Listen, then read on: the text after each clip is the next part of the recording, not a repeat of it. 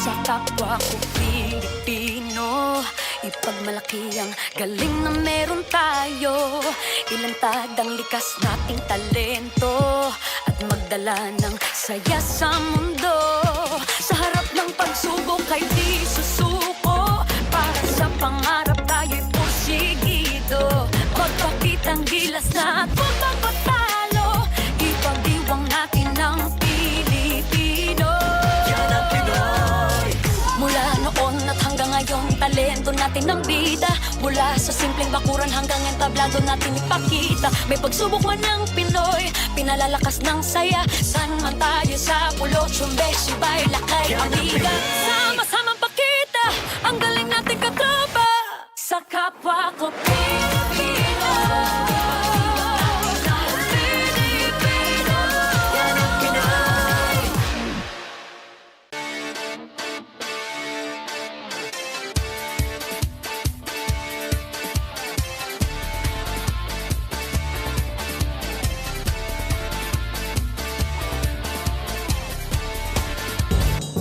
Habang nagbukas na ang Premier Basketball League ng ating bansa, painit naman ang mga aksyon sa iba pang liga.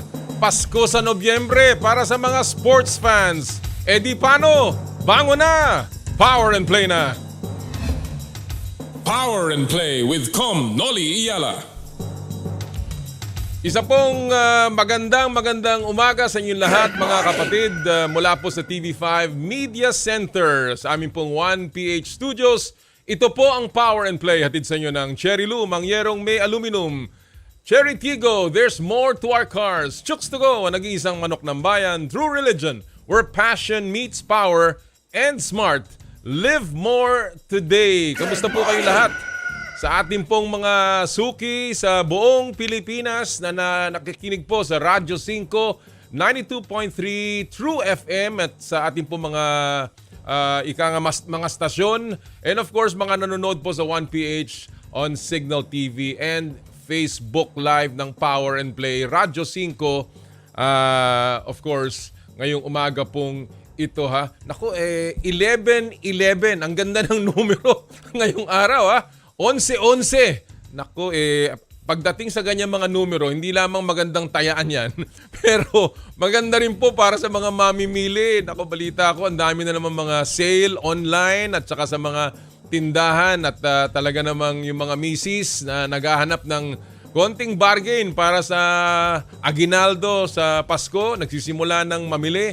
Ito ang araw para medyo makatipid-tipid ng konti ha. And very exciting lagi yan para sa mga mamimili, mga may hilig mag-shopping. And sana nga, wag niyong ubusin kagad ang naisubi na savings ng pamilya. Talking about exciting, sabi ko nga, ang dami pong nasa kalagitnaan na o di kaya ay papalapit na doon sa mga playoff ng kanilang mga liga ha. Kaya nga sabi natin parang para sa sports fans, nakakalito itong mga panahon na to. Ang dami po nating pwedeng panoorin. Nandyan of course ang MPBL ha, yung kanilang semifinals, finals mainit na ha. Nandun na po sa ganung klaseng stage ngayon ang PBL ha. Tapos po yung ang alam natin, yung Pampanga nasa North Finals yata, yung tinatawag nilang finals kasi kalaban ang San Juan ba yan? And of course yung Bacoor and Batangas semifinals na yata yan, ano? Napaka-exciting po ng mga laban diyan. Andyan din of course ang mga collegiate leagues kung saan papasok na po tayo sa Final Four ng UAAP at saka yung pong, of course, ang NCAA, ando na rin po sila sa tail end ng kanilang preliminary round. And of course, yung pong PVL, nasa kalagitnaan na ng preliminaries at painit na ang aksyon. Nagsimula pa yung tinatawag na Pilipinas Super Liga. Nagsimula na rin yan. At kung atin naman pong tututukan sa labas ng bansa ay yung NBA. Of course, nasa simula pa lamang ng season pero yung in-season tournament nila nag-iinit na po. In fact, today, kasi every Tuesday and Friday sa Amerika yan. So dito, Wednesday and Saturday. today po, 9 na laro na naman dun sa in-season tournament ng NBA. Ito po yung tournament within a tournament. Huwag na kayo malito kasi talagang lilituhin kayo ng NBA. Pero the way they package this, makikita nyo, pag nanood kayo, alam ninyo na ibang-iba mula dun sa torneo na regular season ng NBA. Ganong kagaling mag-market itong mga taga-NBA. And it's really very exciting at marami pong ika nga nakatutok dyan sapagkat napakarami din ng at stake. Of course, ang PBA po natin, halos 1 linggo na ang nangyari kagabi. Napakaganda ng ipinakitang laro ng Phoenix nang talunin nila yung koponan po ng NLEX.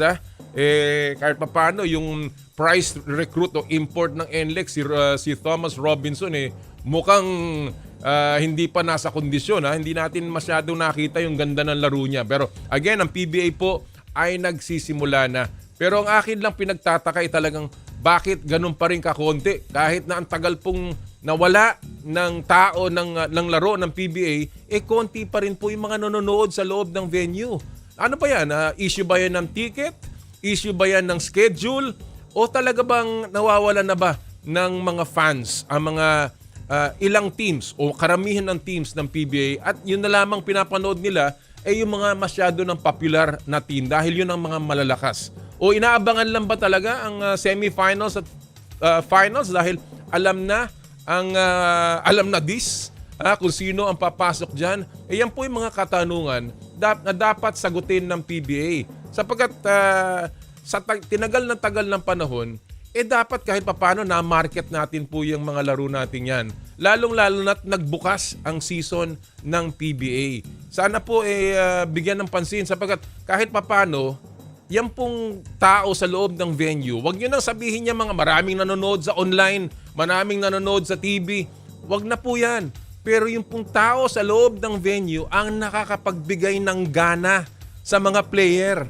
Tanungin nyo kahit na sinong player, maglaro kayo sa walang tao, talaga naman nung nakakawala ng gana. Wag na natin sabihin nakakawala.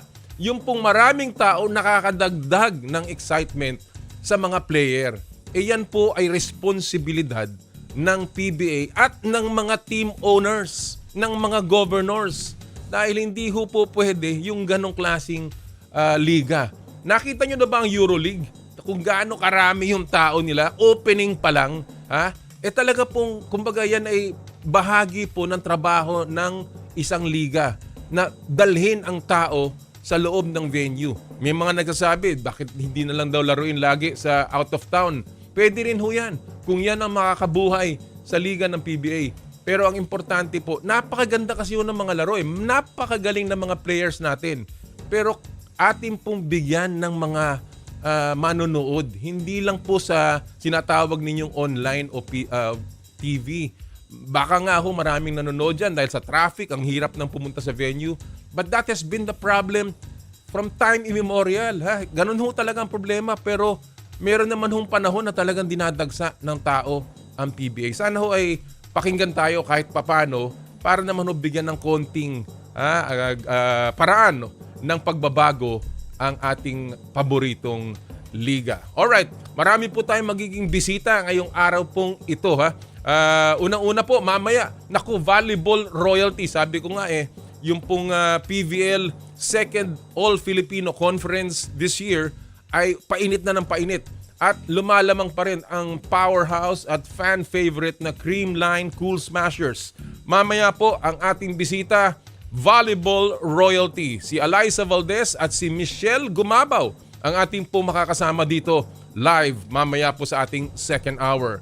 Makakasama rin po natin ang replacement import sa PBA pero resident import sa EASL ng TNT Tropang Giga. Si Quincy ang ating po makakapanayam maya-maya. And of course, pag-uusapan po natin ang NBA at some PBA developments with Homer Sayson and Naveen Ganglani sa ating pong second hour. So, marami po tayong pag-uusapan. Baka may sorpresa pa tayong interview mamaya sa isang dating PBA superstar na ngayon ay naglalaro sa MPBL. Abangan nyo po yan mamaya. But of course, simulan na natin ang ating huntahan sa pamamagitan ng ating Sports Weekly Highlights. Power and play with Noli Eala.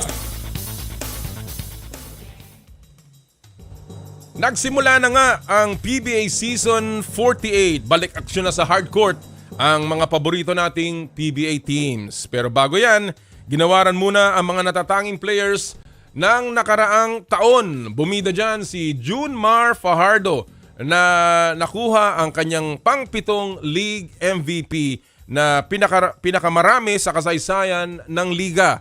Tinalo ni The Kraken sa awards sina Scotty Thompson at Christian Stan Hardinger. Halos kumpleto na ang Final Four naman ng UAAP Season 48 Men's Basketball Tournament. Pasok na sa semis ang UP Fighting Maroons, NU Bulldogs at De La Salle Green Archers. Dikit naman ang naglalaban para sa huling spot na ang Adamson Soaring Falcons at Ateneo Blue Eagles. Sino kaya ang kukumpleto sa Final Four at ano kaya ang magiging final standings dyan sa semifinals? Sa volleyball naman, tinututukan na raw ng Premier Volleyball League at Games and Amusement Board ang issue ng pasweldo sa Turf Floor Defenders. Pumutok kasi ang balibalitang matagal nang hindi nababayaran ang mga players. Hindi maganda yan. Aminado ang team na apektado sila sa issue lalo't wala pang panalo ang Turf Floor ngayon sa PVL, Second All-Filipino Conference.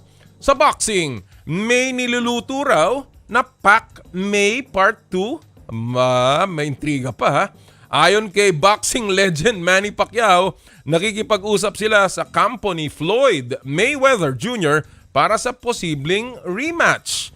Nagtapat ang dalawa noong 2015 kung saan nanalo si Floyd Jr. via unanimous decision sa laban na tinaguriang Fight of the Century. At sa football, sasabak na ang Azkals sa FIFA World Cup qualifiers sa parating na Huwebes. Nangunguna sa lineup ng national team si veteran goalkeeper Neil Etheridge. Makakatapat ng Azkals sa home soil ang regional rivals na Vietnam sa November 16 at Indonesia sa November 21. Suportahan po natin ang ating Philippine Azkals dyan sa mga laban na yan. At yan po ang ating mga balita sa sports weekly highlights. Naku nakakaintriga yung mga balitang Pacman Floyd Mayweather. Ewan ko kung gimmick lang yan at mukhang ewan ko kung nalampasan na rin ng panahon. Pero ang alam natin, yan ay pag nangyari yan, malaking box office na naman yan at malaki na naman ang kikitain dyan ng ating mga kampo ng Pacquiao at of course Mayweather. But of course, at the end of the day, it's entertainment para sa ating lahat. And of course, yung ating football po abangan po natin yan. Dahil marami tayong dapat na suportahan na mga koponan. Talking about support, well, the Final Four ng UAAP is almost here. Konting laban na lamang po at ang naglalaban hindi lamang doon sa Final Fourth o yung fourth slot ng semifinals, kundi yung top 3 nag-aagawan pa. Pwede pang maging number 1 at 2 at may twice to beat advantage yung UP, NU at Lasal that is surging right now. So ito po ang ating pupulsuhan ngayong umagang ito sa ating Pulso ng Bayan, hatid sa inyo ng M2 Tea Drink with malunggay, okra and luya. Drink your gulay and fuel up on energy with M2 Tea Drink. Ito po ang ating Pulso ng Bayan question. Iranggo nyo po mula number 1 hanggang number 4. Sino sa tingin nyo ang final 4 teams sa UAAP? Ulitin ko po yan ang ating pinupulsuhan ngayong umagang ito. From number 1 to number 4 or yung top 1 to 4, sino po sa tingin nyo ang huling 4 na koponan ng UAAP? Kung gusto nyo po makilahok, mag-post lamang sa aming Facebook page ng Power and Play o di kaya sa aking Twitter account at Noli Eala. Alright mga kapatid, tuloy-tuloy po ang pamimigay natin dito ng premyo. Of course, pamimigay ng premyo, Joyride ang lagi nating naiisip. And talking about Joyride, meron pong bagong announcement ang Joyride Super App, Joyride Philippines. Panoorin niyo po ito. Pwedeng i-book gamit ang Joyride Super App para ma-avail ang bagong next generation kasundo sa daan. Joyride Super Taxi. Parehong patak, kasi taxi pa rin to. Pero mas patok sa panalong new features. Di lang yan, super service pang hatid ng drivers ng Joyride Super Taxi. Kaya level up palalo from the Kasundo brand of service that you're used to. City drives na di mahal at siguradong mamahalin mo? Yahing swabe ang andar at panalo ang sakay. Yan ang Joyride Super Taxi. Super value, super experience. Yan po mga kapatid, ang bagong produkto ng Joyride Super App, ang Super Taxi. Nasa kali na po yan. Abangan nyo po, mag-book lamang o pwedeng parahin sa kali ang Joyride Super Taxi. Our way of bringing up the level ng ating industriya ng taxi. Again, abangan nyo po yan. And talking about Joyride, of course, tuloy-tuloy po ang ating promo dito, ang pamimigay ng 1,000 pesos e-wallet credits ng Joyride. Napakadali lang po. Simpleng-simple yung ating top-up promo. I-download lamang nyo po ang latest version ng Joyride Super App. Kasama na dyan ang Super Taxi Kuhanan ng screenshot at ipadala ang screenshot sa Power and Play FB page. Via PM, isama nyo po ang buong pangalan, ang inyong buong pangalan, and of course, registered mobile number. Pipili po kami ng 5 mananalo ng 1,000 pesos JR Pay wallet credits para magamit nyo sa Joyride Delivery, Motorcycle Taxi, Joyride Car, Joyride Taxi Cab, at ngayon, ang Joyride Super Taxi. Yan pong e-wallet credits. Plus, namimigay din pa po ang Joyride ng limited edition Aqua Flask dito sa Power and Play. Napakagandang Aqua Flask. Magagamit nyo po yan. Again, simpleng-simple. Pagkatapos nyo po mag-book ng MC Taxi at ng Joyride Car, kuhanan nyo po ng litrato, creative picture kasama ng driver o rider ninyo at ipadala nyo po sa aming FB page ng Power and Play. Kasama po ang hashtag of the week para po kayo makakuha o magka-chance manalo ng limited edition Joyride Aqua Flask. At ito po ang ating hashtag of the week. Hashtag safe sa Joyride. Ulitin ko po yan Hashtag safe sa Joyride. At next week, amin pong i-anunsyo kung sinong nanalo this week. Pero mamaya, yung pong nanalo last week, amin pong i-anunsyo mamaya. Alright, mga kapatid, nagmamadali tayo dahil ang dami natin pong gustong pag-usapan ngayong umagang ito. And of course, pag pinag-uusapan ay mabilis, syempre, ang una nating saltada, ang fast take.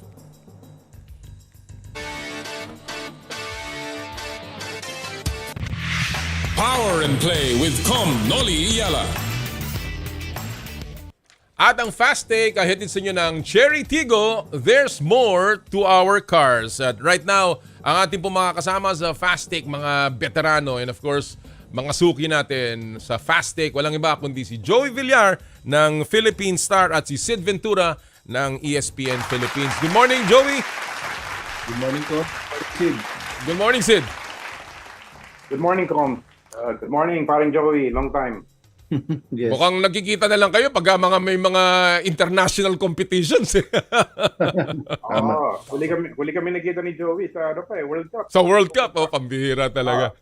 Kayo mga journalist talagang all over the world ang mga biyahe-biyahe ninyo kaya nakakatuwa. Let me begin with this. No, of course, Joey, mamaya makakasama namin si Alyssa at saka si Michele Gumabao right now standing or at the top of the PVL ang Creamline Cool Smashers. Wala pang talo, 5-0. Sa tingin mo ba may makakapigil pa dito sa Creamline? At sino ang pinaka-biggest challenger sa tingin mo, Joey, nila? Actually ko kumbaga may dalawang nawalang player ang Creamline kahit na unbeaten sila. Parang malakas pa rin pero humina ng konti dahil nga nawala si Sed Domingo, nawala si Gia Morado de Guzman. So basically marami magagaling ngayon In fact, 8 of the 12 kayang talunin yung Creamline So yung 8 of the 12 na yun pwede mag-champion dun not just Creamline. So we expect an exciting wind-up to the current PBL conference. Siguro yun ang rason kung bakit din napakaraming tao ng PVL sapagkat very, very unpredictable pa rin ang mga laban. Tama ka, yung 8 out of 12 is about at least or at most 2 games behind the leader. So hindi masyadong malayo, ika nga. Let me go to some other current topic dito, Sid. Alam natin ang nangyayari or bali-balita ang nangyayari kay Mikey Williams ng TNT kung saan mukhang merong malaking contractual issue between his team at saka si Mikey Williams. Ang tanong, I wanna ask si this, sa tingin mo, saan hahantong ito? Where will this all lead? Mababan ba si Mikey? Do you think this is all just drama at maglalaro muli ito si Mikey? Mahirap sabihin talaga, Kom, eh. I've been reaching out nga to TNT officials, Coach Jolas. Coach Jolas, ang sabi niya, hands off na ako dyan. Tarangin na lang si Chot. Ganun ba? Parang ayaw na niyang ano yun eh.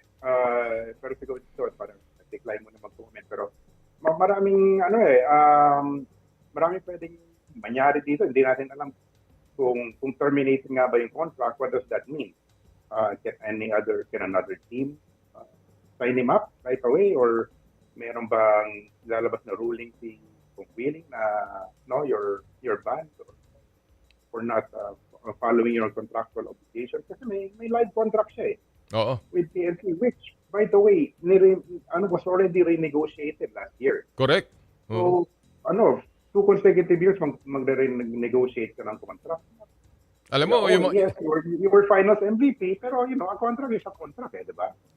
Alam mo yung mga ganyan, if you look at the very recent experience of one team, ang Philadelphia 76ers, yung bang pag-alis nila kay James Harden na sakit ng ulo, sometimes subtraction is the better part of addition. And who knows, baka makagaling pa to sa TNT na mawala yung distractions at saka yung sakit ng ulo nila. Let's see, at atin pong tututukan yung drama na nangyayari po sa TNT. Alright, alam na natin ang drill dito sa fast take, mga gentlemen. Walang tama, walang mali, bato-bato sa langit, tamaan, wag magagalit, at ang opinion nyo lamang ang mahalaga. Let's begin with the first fast take issue. 1 minute to answer it. Simple lamang. Kakatapos pa lamang ng halos 1 linggo ng PBA. We've seen about 5 teams or maybe more, no? We've seen about 3 playing days already ng PBA. So, ang tanong, sinong PBA import so far ang naka-impress sa inyo dito sa unang linggo ng season? I'll begin with you, Sid. 1 minute, go! Kung marami, actually, Tyler Bay was really impressive in the first game, the opening for Magnolia, 31 points and 20 rebounds in that very convincing win by the Hotshot. Tapos si Meralco import from Nigeria, Soliman Brimo, mukhang he's a beast underneath, 34 points, double-double din siya. Pero ako medyo, anong sagot ko, I was impressed with the way Chris Ortiz blended in immediately with Blackwater. 21 points lang siya, pero I think he had 15 rebounds. Pero kasi tinanggal na siya ni Coach Jeff with 6 minutes left kasi 28 points na yata ang lamang ng Blackwater. So parang I watched that game live sa Phil Sports, and I really liked the way that he passed the ball and made a lot of his teammates better.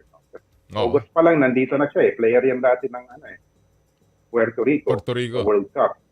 So sinign up na siya after the World Cup. So he's been here since September practicing with the team. And it really showed. I think it's a really good fit for Blackwater. Pero individually, yung sila Brimo and Tyler Bay and yung si Benka Joyce of Northport. Yes, magaling din yun yung kahapon. Really good. Naka 43 points. Maganda yung sinabi mo, fit. That's always a word that comes around pag mga ganitong evaluation. Joey, same issue. Sinong PBA import ang naka-impress sa'yo sa unang linggo ng PBA? 1 minute, Joey. Go. Initially, isa sa mga na-impress ako kay Tyler Bay kasi alam mo naman ng Pinoy, gusto yung flashy, gusto yung on the first impression, ganda, ganun ang gusto ng Pinoy. Although tama si Sid na si Chris Ortiz yung pinaka maganda yung overall impact dahil nga hindi lang siya scoring, hindi lang defending, meron namamasa, tapos dumidepensa. In fact, he has 3 steals and 2 blocks. So kumbaga yun nga and the correct word is he looked to fit really well with this team. Kaya yun ang kumbaga to win a championship kailangan mo ng ganong import. Pero kung pag-usapan natin yung kung impressive ba, for me, si Tyler Bay dahil kumbaga yun ang gusto ng Pinoy eh. Oo. I totally agree. Ako, I like Tyler Bay. Una ko nakita siya talaga, wow. Parang may pagka-Calvin Abueva pa ang dating eh. Talagang makulit, very energetic, and again, it seems like he will fit also with that team ng Magnolia at maraming papahirapan yan. But of course, marami pa tayong inaabangan na mga imports na magagaling, and obviously marami pang pwedeng mangyari dyan. Alright, let's go to our second topic of the morning. Ito naman ay patungkol sa NBA, kung saan nagkakaroon na ng announcement, paghahanda ang NBA para sa kanilang All-Star Weekend this year. Nagaganapin yata sa Indiana if I'm not mistaken. So, ito ang ngayon, alam naman natin, the past few years, ang NBA All-Star Game has been about yung LeBron James versus Giannis format, kung saan namimili sila ng mga players regardless of which conference sila nanggagaling. Pero ngayon, nag-announce na si Commissioner Adam Silver na maaaring palitan na nila ang format. So ito ang tanong. Ano ang mas gusto nyong format ng NBA All-Star Game? East versus West, yung dating format, o itong pinaplano nilang Ryder Cup system na USA versus the world? I'll begin with you, Joey. 1 minute. Go! Yeah. As much as I like yung world versus USA, parang it couldn't hang eh. Kasi yung, kumbaga, kahit sabihin natin na yung top 5 of the NBA right now are mostly Europeans or non-Americans like Giannis, Embiid, Luka, Jokic. Kumbaga, even Shai Gilgeous-Alexander. Imagine mo 5 in the top 10 na the world. Pero ang problema kasi nung world versus East and West, ang problema nun, hindi ganun kalalim kumpara dun sa American. So parang lalabas yan para lang mabuo yung world, kukuha ka ng mga non-deserving na all-star. Eh, ang all-star, pag naging all-star ka, pwede mong gawin sa contract negotiations yan eh. Correct. Kawawa naman yung ibang deserving regardless if American sila or not. So yan lagi dapat deserving lang. Kaya East and West pa rin tingin ko. Very good point. Very good point, Joey. Yung talagang pagdating sa All-Star Game, malaking bagay yan sa contract negotiation. Kaya tinitutukan pa rin yung pagka-All-Star ng isang player. Sid, same question. Ano mas gusto mong format? Regardless of the implications siguro, no? Kasi nagbigay si Joey ng very good points on that. But regardless of the implication, ano mas gusto mong format ng All-Star Game? East versus West o US versus the world? 1 minute, Sid. Go! Na-intriga ako sa US versus the world eh. Siguro subukan nila kahit 1 season lang. No? Kasi parang, if imagine a lineup of, a front line of Nikola Jokic, Giannis Antetokounmpo, and Victor Wembanyama. Wow! Diba? Sa All-Star Game. Diba? Tapos ang backcourt mo, Luka, and si Gilgeous-Alexander. Diba? So parang medyo mabigat yun. Pero yung front line, talagang I want to see kung paano tatapatan ng US yun. Kasi right now, diba, ang knock nga on Team America, Team USA, medyo mahina ang front line. Wala na rin natural centers. Na lang. So, paano nila tatapatan yung very talented and stratospheric front line na yun? If only for that, that storyline, gusto kong makita yung USA versus USA. Well, I also agree with that. Alam mo, when you talk about the purity of the intention, parang maganda rin makita yung ganong klaseng kombinasyon. Nakita naman natin how successful the Ryder Cup has been in terms of creating rivalries. On the other hand, I agree with Joey na yung East and West, talagang yan makikita mo kung sino yung pinakamagaling and talagang deserving of being called an all-star. Sa akin, regardless, sana yung USA versus the world, laruin nila sa Europe para meron ding flavor na, diba, na home court ng Europe or ng the world. But sa akin, ang dapat wag mawala is the part where they donate to charity na ginawa nila in the last few years. I think that has been really, really nice.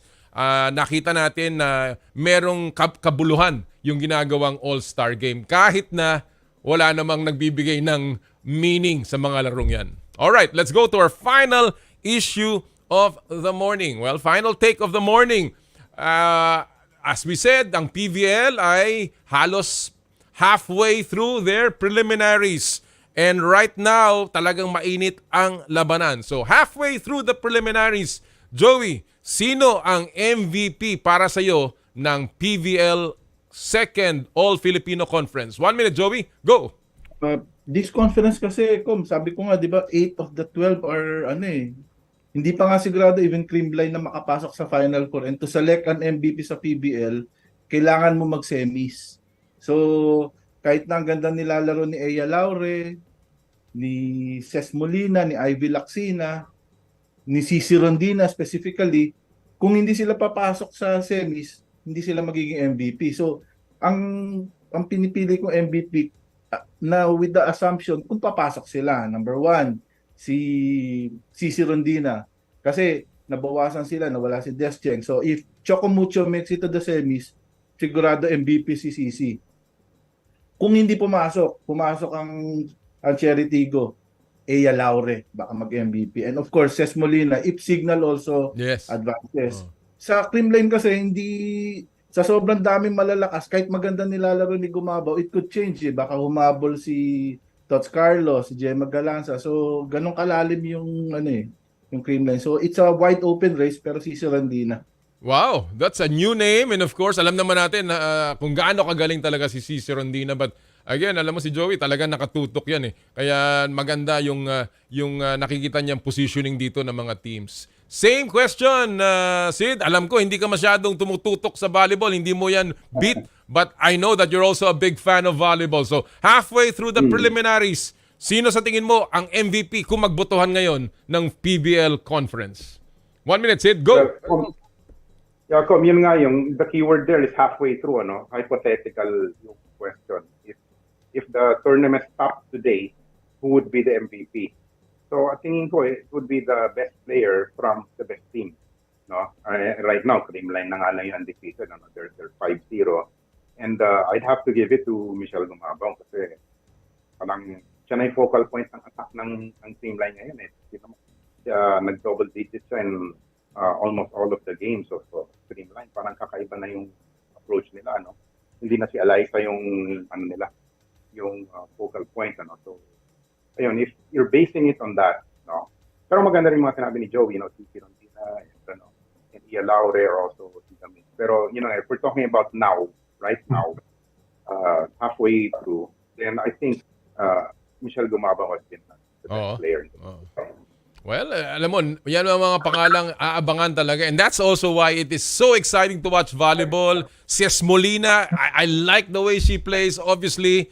And she has a history of being a winner. Of course, alam natin si Tots, alam natin si Gemma Galanza. So many good players in every team. That's what the PVL is about. And kaya naman dinadagsa talaga ng tao. Joey and Sid, maraming salamat this morning for joining us again.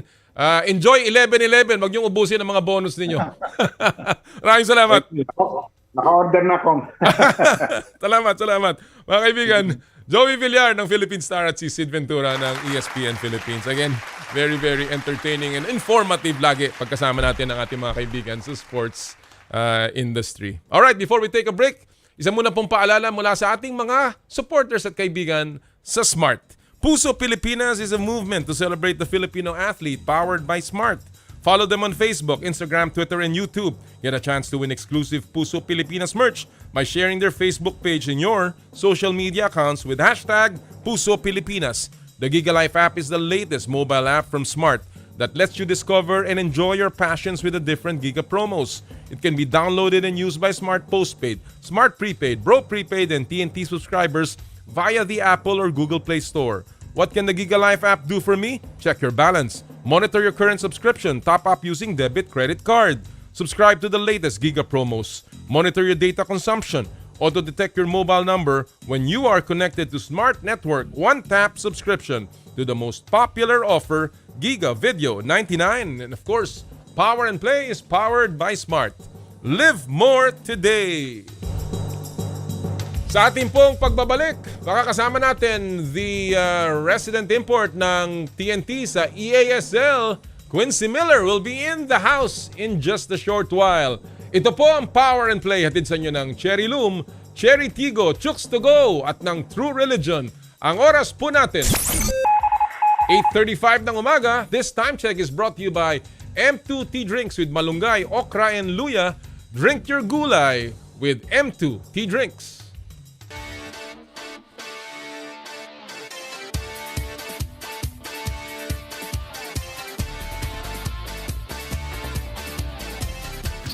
I dare to dream big. To be a voice of my generation. To inspire resilience in the face of roadblocks. And in sharing my stories, I let others share in my passion.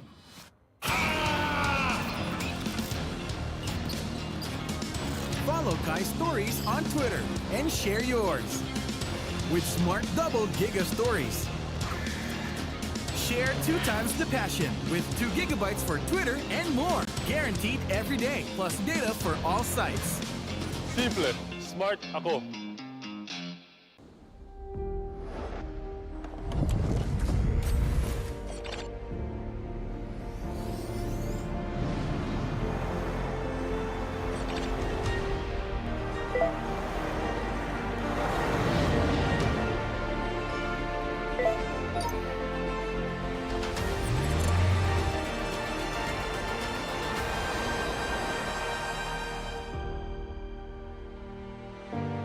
Sherry. Masarap. Malinis. Friendly store crew. At higit sa lahat, healthy. Ang bawat manok ay laki sa alaga, hindi sa gamot. Garantisado, zero antibiotics. And that's the Chooks experience. Kaya mag-Chooks to stay na. Dito lang sa Chooks.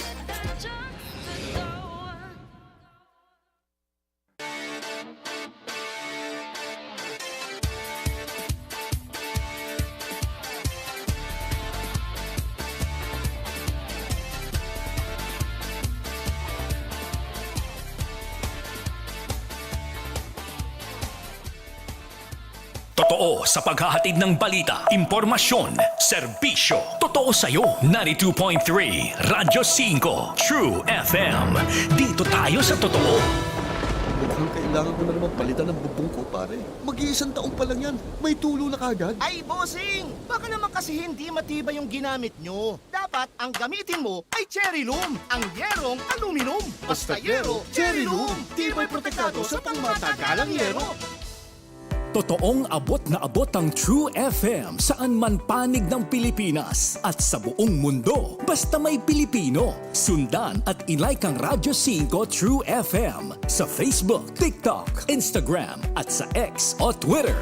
Dito na tayo sa totoo. True FM, tunay na kapatid, maaasahan sa radyo at online. Mukhang kailangan ko na naman palitan ng bubong ko, pare. Mag-iisang taong pa lang yan. May tulo na kagad. Ay, bossing! Baka naman kasi hindi matibay yung ginamit nyo. Dapat ang gamitin mo ay Cherry Loom, ang yerong aluminum. Basta yero, Cherry Loom. Tibay protektado sa pangmatagalang yero.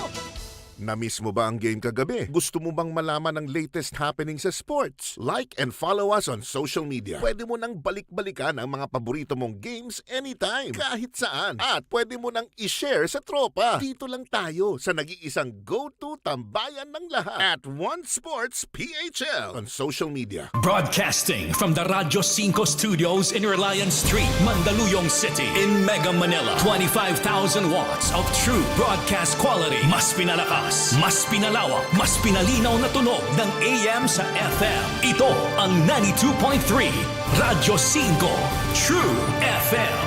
True FM. Dito tayo sa totoo. Power and Play with Noli, Eala.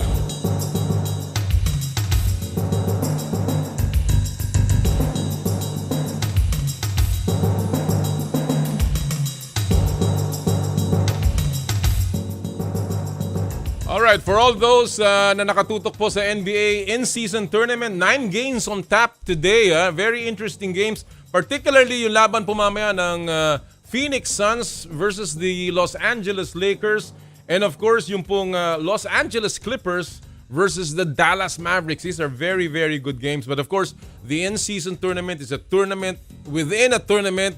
And it's going to be quick. Itong buong November with the finals scheduled on December 7 and 9. Yung semifinals and finals in Las Vegas. And talking about a guy who knows about the NBA, who has played in the NBA, and of course now plying his trade here in the Philippines and of course all over Asia. And we're very happy to have with us today for the very first time the import of TNT Tropang Giga, Quincy Miller. Good morning, Quincy. Good morning, man. How everybody doing? How you doing, man? Thanks so much for joining us this morning. Well, first of all, how is your return trip back to Manila? I mean, how good is it to be back in Manila after your first stint here? Oh, it's a blessing, man. And I love Manila so much, man. Just the people, the environment, and just being with a great team like TNT. It's just a great another fresh start for me.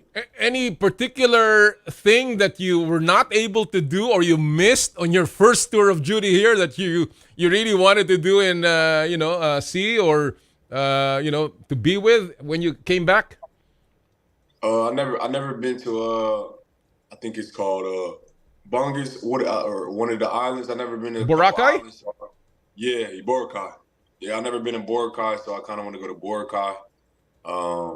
And a few other islands that I want to visit since I never went last year.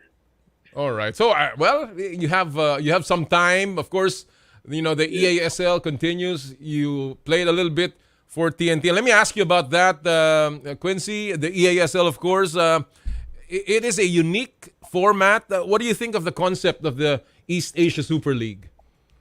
I think it's an awesome concept, man. Just to play in Asia and play against different countries, man, and show what the Philippines all about. I think it's an interesting concept, and I think that over time it's just going to keep getting bigger and bigger. So I think that it's very cool and very different. Well, so far TNT has not been able to pick up a win. A little bit of a struggle there against, I guess, teams that we are unfamiliar with. What do you think has been the reason for the struggles of TNT in the EASL? For us, recently this year, we just had a lot of losses as far as injuries go. Just random stuff happening. I haven't played around the SF for one game. Him coming off a great season in the FIBA games. But I think we're getting better every game. We're continuing to build. So I think eventually we're going to get us one. Within the team itself, are the games in the EASL something that has caught the attention and where the players in TNT are really giving it a lot of priority? Is this something that you can see in the atmosphere in the locker room? Yeah, definitely. I mean, we just focus, whether it's PBA or the EASL, we just focus every game, honestly. Even if we lose, here and there, we're still building ourselves, getting better every game, and just trying to take one game at a time. You've been around all over the world. You've played in Europe. You've played in, of course, in Asia, in Taiwan. How does the action or the game of the PBA compare that makes it, I guess, competitive in a league like the EASL? Honestly, for me, I like the PBA the most because it's very competitive. It's very physical. You're gonna play 48 minutes. It's a longer game. It's just more compared to the NBA style than anywhere I've been, honestly. So it's just cool to be in the PBA, man, honestly. You are playing with Rondae Hollis Jefferson, and you also replaced him for a while with TNT when you started the campaign in the PBA. How is your relationship with RHJ so far? That's my guy, man. I played with Rondae actually in Brooklyn. He was one of my teammates for the Brooklyn Nets. And I know him from before then even. So it's just been cool reconnecting with him and seeing him again. We always had a relationship, and I think we always going to continue to have a relationship until after basketball. So this arrangement that you've had, for instance, taking his place for a while, even if it was very brief and temporary, is cool with you, and that's not an issue between you and RHJ. No, that's like that's one of my good friends, man. So whether I play or he plays, always gonna be 100% support. Absolutely. It has been short-lived, of course. RSJ is supposed to return with TNT in the PBA. So let me ask you, what do you like about the PBA in terms of the competition itself in the PBA tournament? Like I said, every game is important, so because it's not 30 games, 40 games. So every game is very important. Um, every game, every possession counts. Not only that, you just got a lot of great Filipino players that I enjoy watching. The game was a little bit longer. Like I said, it's more compared to the NBA game. And it's a fun competition as far as basketball goes. Were you surprised that Converge almost did not release you to TNT? Yeah, I was surprised, because it was a year ago and I wasn't planning on ever going back to Converge. So I was just surprised as far as why they wasn't releasing me. But eventually they did the day before the game, which we was all happy about since we didn't have to make any other changes for our team. So it was cool. What do you miss from your games here in the PBA, and of course your teammates who became close to you, Quincy, during your stay here? Recently or last year? Last year. Well, all the Philims like Tyler, Taylor, David, Maverick is one of my really good friends. Jerron Tang is one of my really good friends still to this day. K-Rax, still one of my good friends. Justin, still one of my good friends. We talk all the time.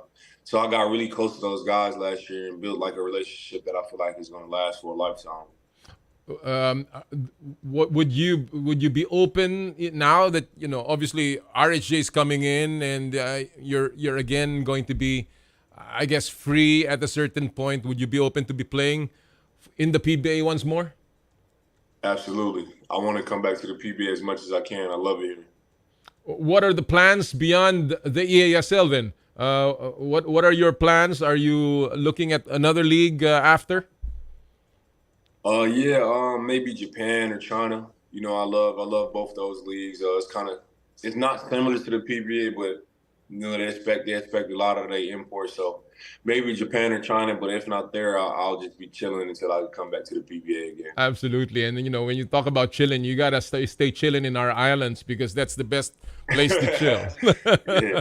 All right, I know you are an NBA veteran. You were drafted by Denver, and you played games, meaningful games, and you did very well in the NBA. Is a return to the NBA still in the horizon for Quincy Miller? It could be, man. I'm waiting on a phone call, if anything can happen. So I'm just staying ready, like playing overseas, and it's a little bit different, so you always going to be in shape, and I'm always ready. When you look at the NBA during your time back in 2012 to about 2015, when you were, really playing a lot of games there, and today, how much has it changed, Quincy? Man, it's a dramatic change. When I was playing, I feel like it was more position-based basketball. Like you had to be a 1 or 2 or 3 or 4 or 5. But now it's just honestly they like guys who are versatile, so it's more fitting my style. And it's just a little different style of play. You know what I'm saying? From when I was playing until now, so I fit more now than I did before. So you think you'd fit better now? It's just like RHJ. I mean, when Ronde was playing there, obviously he was ahead of his time. He wanted the ball. He was taking those shots. He's taking those shots now. He's more active. The same style that you bring right now to the PBA. So you think you're more fit now with the NBA style? Absolutely. I really feel like I'm way more fit now than I was before. All right. Well, you grew up. You were born in Chicago. That's right. Yeah, you were born in Chicago, based on what I read, and you transferred to North Carolina. And of course, both places are synonymous to one name in basketball, Michael Jordan. Right. Were you a fan? Always. Michael Jordan is my favorite basketball player of all time. I think he's the best basketball player ever. How big of an influence was MJ to you? Well, growing up, I only had when I was living with my uncle when I first moved to North Carolina. I only had 2 DVDs, and they were both Michael Jordan documentaries. I used to watch it over and over again, you know. So he's just an influential person. I just think he's, like I said, the best basketball player of all time. Well, you also were drafted by Denver as the 38th pick back in 2012. So obviously you had spent a lot of time as well in Mile High City in Denver. You played with guys like Wilson Chandler and T. Lawson and Randy Foyer and all of these Denver legends. Now Denver is a world champ with, of course, Nikola Jokic, the best player in the world, leading the charge. Your reactions to the championship first of Denver? I know I was just happy, man, because, Denver, I don't think Denver ever won a championship. So it was just cool to see, man. And then I know a lot of people who live in Denver, and I'm, like you said, they drafted me. So I feel some type of connection to the city of Denver. So I know the city of Denver was just so excited to have that first championship. And to see it go down the way it did it was exciting. You know what I'm saying? I was just really tuned into that. So I'm happy and proud for the Nuggets. I'm pretty intrigued, and many are as well. They say that it's difficult to play in Denver as a visitor. Yeah. How so? Because the elevation, you get tired more quick. You got a loss of breath more quick. When you play there and you practice there so much, you get used to it. I didn't really know the difference from playing there until I came back and tried to play there. It's really hectic. It's a different style, and then especially the way Denver plays so fast. When they go to other teams and play against other teams, other cities, it's way easier because the elevation is way lower. And is it a part of the strategy of the Denver coaching staff to use that elevation to your advantage when you train? I don't know if it was then. I don't know if it was now, but it was then for sure.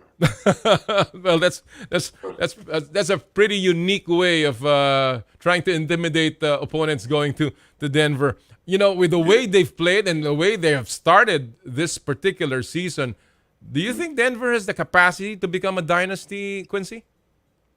I mean, absolutely, especially with Nikola Jokic. He's one of the top 3 best NBA players right now. And that's not a opinion. That's a fact, just statistically. So I think that right now, I honestly think they could go back to back. Well, it is. Obviously, a lot of people are still putting their bets on Denver with an 8-1 start, and it should be a very interesting season. Let's talk a little bit more about your career with the NBA. One of your best games, and in fact, I think one of the times when you really scored well was when you had a game against Kevin Durant, who you played in an earlier game during your career, and of course during his career as well. When you talk about players that you've guarded, Kevin, I know that you've hosted as well Julius Randle when he was up to Baylor. You've seen all of these guys come up. You've played against some of the best players in the NBA. Who was the toughest guy to guard, Quincy, for you? Definitely Kevin Durant, because he's going to be scoring. You got to be aware at all times because he's coming off down screens, pin downs. He's just aggressive at all times. I played against Kawhi. Kawhi is Kawhi, so you got to be ready for that. But I played against him at San Antonio. He wasn't the same Kawhi. I played against PG at Indiana, who's a monster. Everybody know the PG from Indiana. I played against LeBron, of course. Just a lot of guys. Yeah, like I said, like you said, I hosted Julius Randle on his visit to Baylor. So just to see him come up and do as well as he doing, it's like a cool thing to see. Like this is a young guy who now just killing in the NBA. Like last game, I think he had 25 points. Even though it wasn't the best shooting, he's still being really, really effective with the Knicks. Well, the NBA has seen a lot of innovations. The game has changed so much, of course, not only because of what the NBA is trying to do, but also because of the way the players have developed. We know how the game has changed because of that, with guys like Embiid and, of course, Steph Curry and all of these young players. Now Victor Wembanyama may just change this entire landscape once again. And talking about changing it, the in-season tournament is another innovation that the NBA is introducing. What do you think about this concept? I don't know. I'm new to it, and I really don't. I'm not too familiar with everything that's going on, but I don't know if I like the in-season tournament. Maybe at the end of the season before the championship, but the in-season tournament is a little bit different. But I do like the courts that they incorporate. That's pretty cool. Yeah. But I don't know if I'm too fond of the in-season tournament. Well, the courts have been really, really cool, and of course the colors. Yeah. The way they've packaged the in-season tournament has just been amazing. All right. Well, I want to go back a little bit about the PBA. When you talk about guys that you've played here, played against with, and played with, who really strikes you as maybe a guy who's ready to become an international player, an NBA player, in fact? An NBA player from the PBA or? Yeah. Honestly, a guy that sticks out to me that I'm playing with right now is Calvin. Calvin, I know he played on the national team. He's just, not only is he just a special player, he always has a positive attitude, man. He's always a good guy, and it's contagious, And like I said, he's always ready to play. Every day he comes in and work hard and score the ball. I really like, one guy that sticks out to me as well is Kai Solo. I think that if he just becomes a little bit more aggressive, he could definitely be in the NBA. Oh, that's interesting. Yeah, for sure.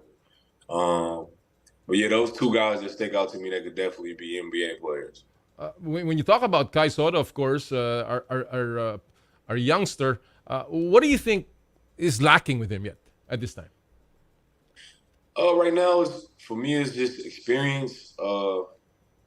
And just being more aggressive. I think that if he was more aggressive and tried to do more, he would do more. But other than that, I don't see no issues with him that much. All right. Well, you've seen how the Philippines. You've seen our leagues here, our players here. You've been to Taiwan. You've seen the games in Japan as well as in China and Korea, and the Philippines just recently won the Asian Games. Based on your own experience, based on the way you assess our game, do you think the Philippines can continue to dominate in Asia? Absolutely. I got full faith in the Philippines. Would you consider playing for the national team? Absolutely. I would love to play for the national team at any time. If they ever want me, I'm definitely ready to play. Absolutely. Well, we're looking forward to more games from you. What can we expect from Quincy Miller in the EASL? Just to continue. I think I've been playing pretty well, percentage-wise. Maybe not shooting the three ball as well, but just percentage-wise, I think I've been playing well. And I just want to get some wins, man. The Philippines deserve it. I think my team deserves it. So that's what I'm just focused on at the moment. When is your next game? Next Wednesday? Yeah, on the 15th. All right. Well, we're looking forward to that, and we certainly wish you all the best. We hope that you can play once again in the PBA, but if not, we will be looking and watching your games in the EASL. Thanks so much for joining us today, Quincy, and all the best, and enjoy the islands. I appreciate it, man. Thank you so much. Thank you. Mga kaibigan, ang import po ng TNT Tropang Giga for the EASL and of course for the PBA, Quincy Miller. An NBA veteran who's been around, one of the top guys when he was in college, and obviously a lot of knowledge having played in the NBA. Looking at the Philippines as maybe an opportunity, and of course knowing how we can dominate in Asia. Sana nga ay magdilang anghel si Quincy Miller. Alright, before we take a break, sumilip muna tayo mga kapatid sa ating po mga viral videos and pop culture sa online sa mundo ng palakasan sa Stop and Pop. Power and Play with Noli, Eala. Ang title ng video natin ngayong umaga pong ito ay Good Boy. Aba, hindi po to tao na boy. Panoorin niyo po itong ating video na to. Nakakatuwang beach volleyball ito dahil aso ang isang naglalaro. Aba, hindi lang siya basta-basta. Precise sa mga set niya. Kita nyo naman yan kita mo ng mga pasang yan. At hindi nalalaglagan ng bola. Sa huli, siya pa ang nakapuntos. Panoorin nyo to. Ayun Aba, talagang good boy. Si good boy. At yan din po ang ating good Stop and Pop.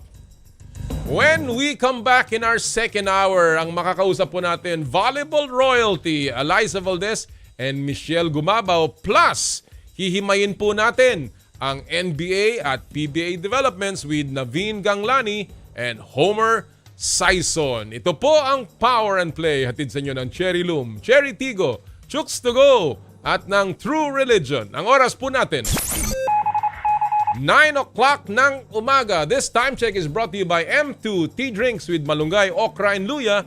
Drink your gulay with M2 Tea Drinks.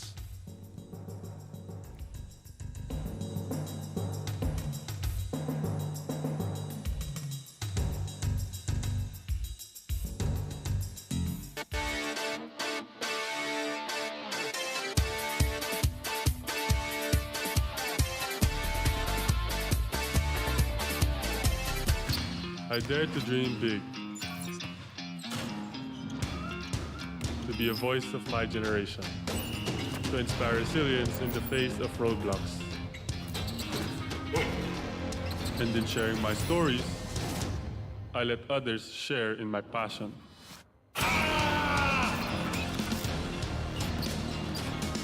Follow Kai's stories on Twitter and share yours. With Smart Double Giga Stories. Share 2 times the passion with 2 gigabytes for Twitter and more. Guaranteed every day. Plus data for all sites. Simple, smart ako.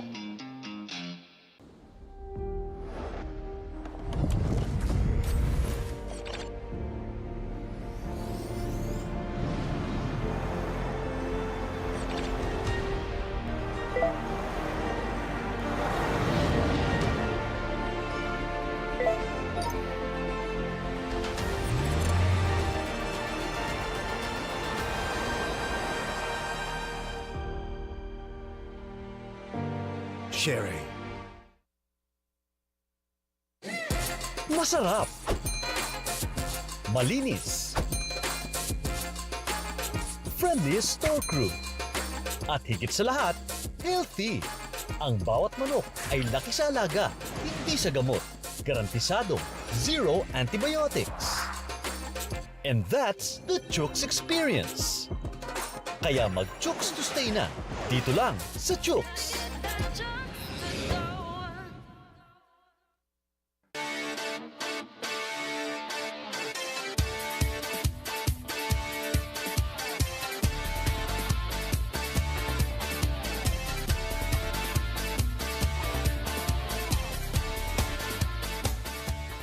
Pinarangalan ng PMAP bilang Radio Station of the Year, Radyo 5, True FM. Dito tayo sa totoo. Mukhang kailangan ko na naman palitan ng bubong ko, pare. Mag-iisang taong pa lang yan. May tulo na kagad. Ay, bossing! Baka naman kasi hindi matibay yung ginamit nyo. Dapat ang gamitin mo ay Cherry Loom, ang yerong aluminum. Basta yero, Cherry Loom. Tibay protektado sa pangmatagalang yero. Na-miss mo ba ang game kagabi? Gusto mo bang malaman ang latest happening sa sports? Like and follow us on social media. Pwede mo nang balik-balikan ang mga paborito mong games anytime, kahit saan. At pwede mo nang i-share sa tropa. Dito lang tayo sa nag-iisang go-to tambayan ng lahat at One Sports PHL on social media. Mukhang kailangan ko na naman palitan ng bubong ko, pare. Mag-iisang taong pa lang yan. May tulo na kagad. Ay, bossing! Baka naman kasi hindi matibay yung ginamit nyo. Dapat ang gamitin mo ay Cherry Loom, ang yerong aluminum. Basta yero, Cherry Loom. Tibay protektado sa pangmatagalang yero. Totoong abot na abot ang True FM saan man panig ng Pilipinas at sa buong mundo. Basta may Pilipino. Sundan at ilike ang Radyo 5 True FM sa Facebook, TikTok, Instagram at sa X o Twitter. Dito na tayo sa totoo. True FM, tunay na kapatid. Maaasahan sa radyo at online. 25,000 watts ng totoong tunog ng FM radio. Totoong pinalakas, totoong pinagtibay ng mga batikang mamamahayag sa paghahatid ng news, Public service, entertainment, music, information at inspiration para sa bawat kapatid, bawat Pilipino. Ito ang 92.3 Radyo 5 True FM. Dito tayo sa totoo. Power and Play with Noli, Eala. Muli po nagbabalik ang Power and Play at binabati po natin lahat ng ating mga kaibigan dyan po sa bandang Cavite, yung pong mga nakasama natin sa Cavite, sa 13 Martires, and of course dyan po sa mga suki po natin sa Dasmariñas, Cavite. We'd also like to greet, of course, gusto kong magpasalamat ulit kay paring Elmer Ngo sa pag-sponsor niya sa atin kahapon sa Chairman's Cup ng Forest Hills. Sama po natin, of course, dyan si partner Jera, Sayson at si Butch Lustado ng RCBC. Thank you so much for joining us. Plus si partner at idol Alex Santos. Siya nga pala, doon sa mga nanonood po ng gustong malaman, laki ng lamang ng Detroit kontra Philadelphia so far sa in-season tournament. Before we continue, gusto ko po magpasalamat sa lahat ng mga tagapagtaguyod, sponsors ng Power and Play. Gusto ko po magpasalamat sa Cherry Loom, ang yerong may aluminum sa ganitong pabago-bago ang panahon, mga kapatid. Sobrang init tapos biglang uulan, dapat ay kailangan natin ng matibay at protektadong bubong. Dapat ang bubong ay yerong may aluminum. Kapag may aluminum, tsak na pang matagalan. At isa lang ang alam kong dekalidad na yerong may aluminum, yan ang Cherry Loom, tibay protektado sa pang matagalang yero. Cherry Loom, ang yerong may aluminum. Thank you!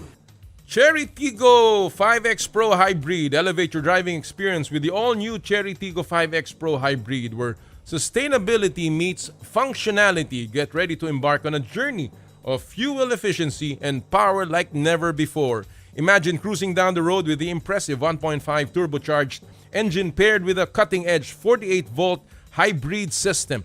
This dynamic duo not only delivers exhilarating performance, but also slashes fuel consumption effectively, making each mile a step towards a greener planet.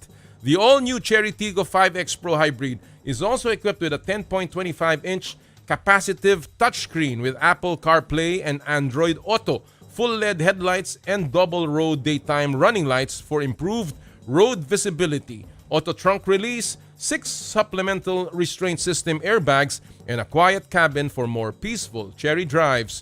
To learn more about the all-new Cherry Tigo 5X Pro Hybrid, visit Cherry Auto Philippines' website at www.cherryauto.ph or visit your nearest Cherry dealership. Thank you! Chooks to Go ang nag-iisang manok ng bayan. Subukan ang kanilang pinakabagong oven-roasted chicken na mas pinasarap dahil sa nagumapaw na flavorful chicken juice. Subukan ang kanilang mga variants, harissa roast, sweet roast at pepper roast. Try also Chooks, the first dine-in restaurant ng Chooks to Go. Chooks to stay with Chooks to Go, ang nag-iisang manok ng bayan. Thank you! True religion is in the Philippines, where passion meets power. Experience it firsthand. For your best style choices, visit True Religion at Conrad S. Maison Mall of Asia Complex, Resorts World Manila, and Hacienda Designer Outlet, Silang, Cavite. Visit their newest branch at Grand Wing, Newport City, Resorts World Manila.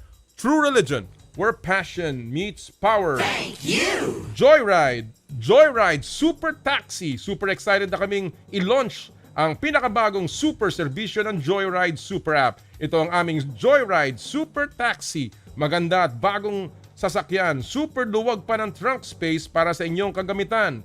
Full-time at profesional na mga drivers. Pwedeng parahin at pwede ring i-book sa app. At higit sa lahat, walang dagdag presyo at dimetrong pamasahe. Isa na namang handog ng Joyride Super App para sa mga super sipag na mananakay na Pilipino. Super serbisyo na ng dimetrong kasundo. Yan ang taxi. Yan ang Joyride Super Taxi. Thank you! Elms Seafood Paluto. The latest offering of the Elms Resto Bar Group, located at Unit 2, Ground Floor, Calle Bisrog, Ever Commonwealth, Quezon City. Enjoy their delectable seafood menu in a relaxed casual dining atmosphere for your salo-salo seafood meal. Elms Seafood Paluto. Skin, your face and body anti-aging center with branches at Alabang Town Center and Green Hills, San Juan. For your skin assessment and treatment, please call 0917-890-1640 or 0977-809-8886. Thank you! Asea Subic Beach Resort. Experience the getaway that you deserve and dive into limitless happenings, rejuvenating experiences, and gastronomic adventures. Asea Subic Beach Resort. Thank you! M2T Drinks with Malunggay, Okra and Luya. Drink your gulay and fuel up on energy with M2T Drink with Malunggay, Okra and Luya, your natural source of electrolytes. Thank you! And Smart, live more today. Thank you! Maraming salamat po sa inyong lahat. Alright, at this point, it's time for us to delve into some of the latest developments. Hindi lamang po sa PBA, kung hindi lalong-lalo na sa NBA. And we're very happy to have with us once again mga columnists at mga talagang nakatutok sa basketball. Naveen Ganglani and Homer Sayson. Morning, Naveen. Thanks for joining us again. Morning, Homer. sir. Thanks for having me. Always a pleasure to be here. Hello to Homer as well. Hello to the whole team.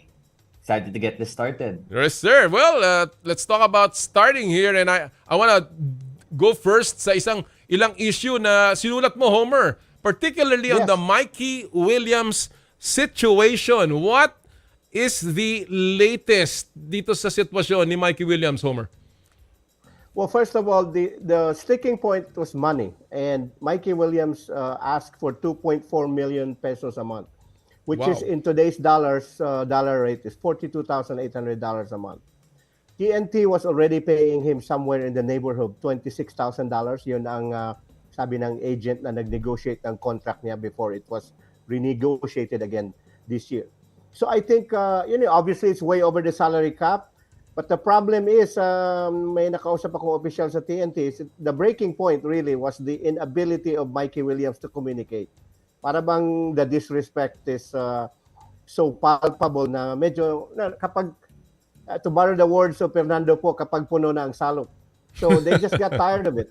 He's not communicating with him, Commissioner. He left for the United States in the aftermath of that championship in April. They've been trying to communicate with him through email, to text messaging, but so far no success. Even dyan, may dalawa siyang representatives dyan who have his ears and confidence. I also texted them and they said it's Christmas silent night from Mikey Williams. So, what do you think, Homer? San mahantong ito? You think a trade is in the offing? No, because TNT, first of all, they do not want to, they don't want an asset to bite them in the behind kung i-trade nila. And what the TNT told me was they want to make it implicitly clear that they will hold on to the rights of Mikey Williams. Wow. Meaning to say,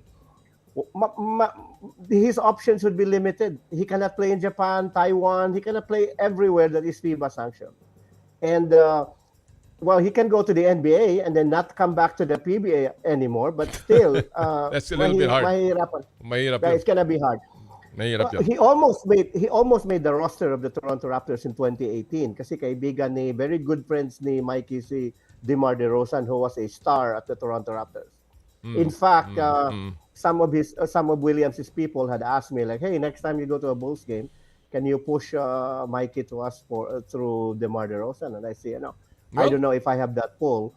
But anyway, so it's a sad development, Commissioner, because Mikey is a very good talent. Kita mo nga ng PBA, parang, people, it needs crowds. And Mikey was a star. He brought people in. Now, San Miguel's gonna dominate the league even more because TNT is so weakened and, wala na silang star, especially with Roger Pugoy not seeing action this conference. So, all right. It's sad. It's sad for basketball. It is a sad development and obviously maraming umaasa na kahit paano muling makabalik si Mikey Williams at ma-resolve itong problem na to. But, Naveen, let me ask you because kanina nabanggit ko ito dun sa Fast Take. If we look at recent history, which is the Philadelphia 76ers story with James Harden, wherein, for a long time, andun yung distraction of James Harden. You don't know whether he was gonna play, And finally, they traded him and the Sixers have won 6 in a row. They're on top of the East. Do you think itong kaso ni Mikey Williams is, the TNT can learn something about the experience of Philadelphia and do an addition via subtraction here, Naveen?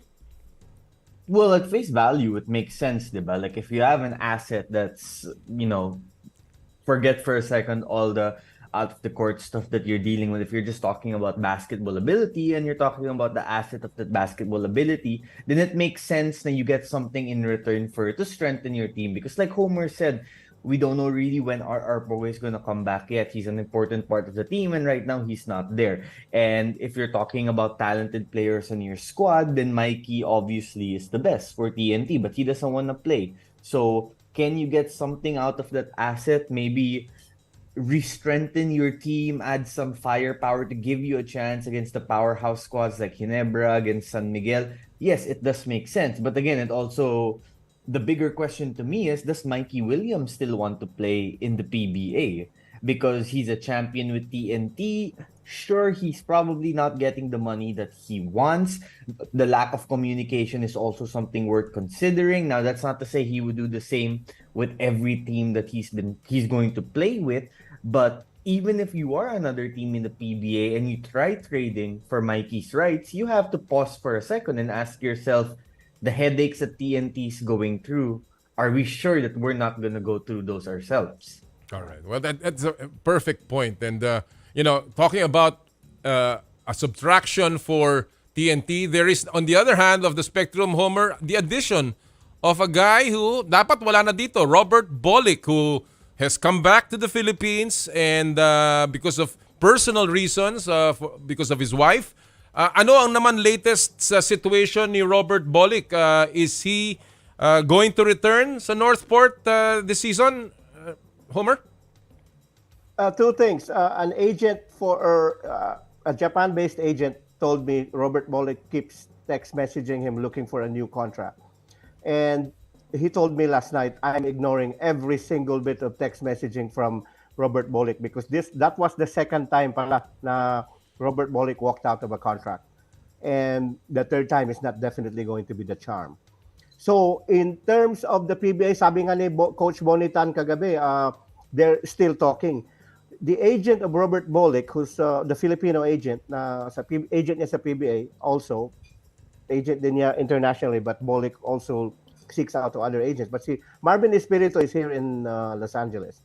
And so far, walang movement. There's no money offering yet. They're not talking money. And given Northport's not the MVP group, and then it's not San Miguel officially.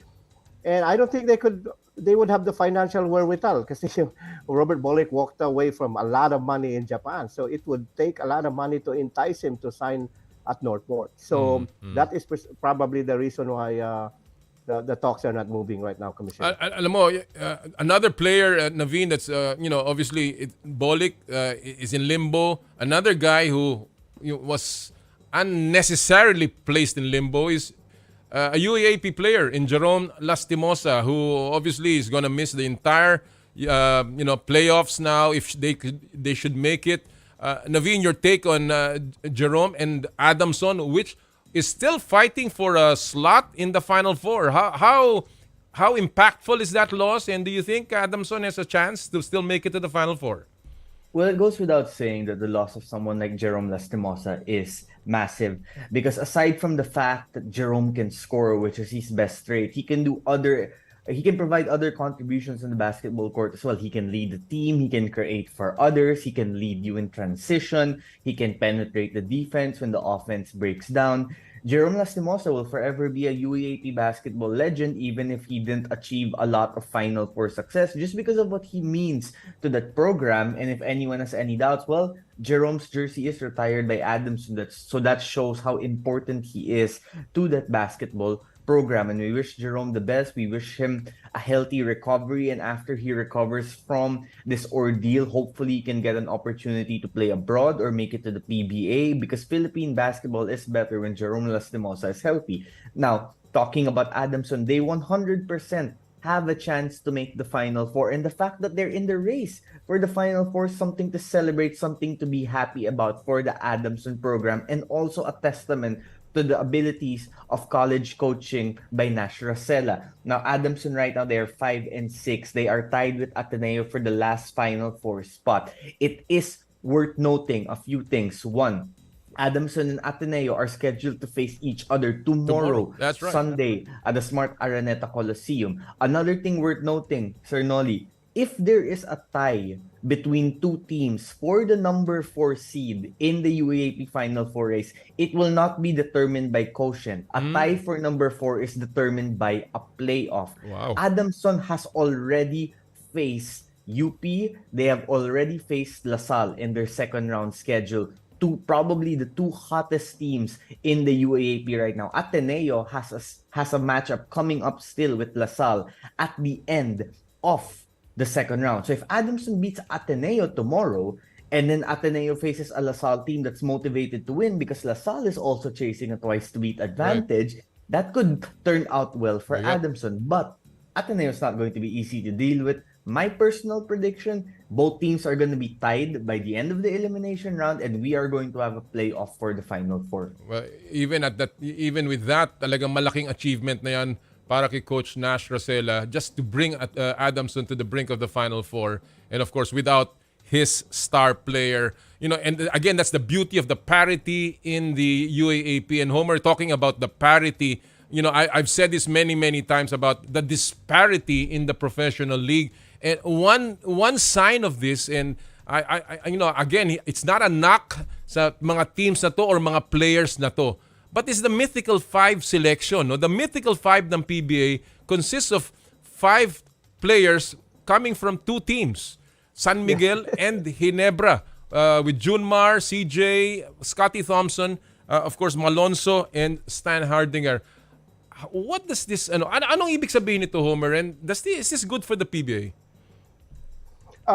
Let me add a tidbit on Jerome Lastimosa. I've been told, Commissioner, that Jerome will play the last game of the season for Adamson only as a ceremonial thing so that he could exit the UAAP in his uniform wearing his sneakers.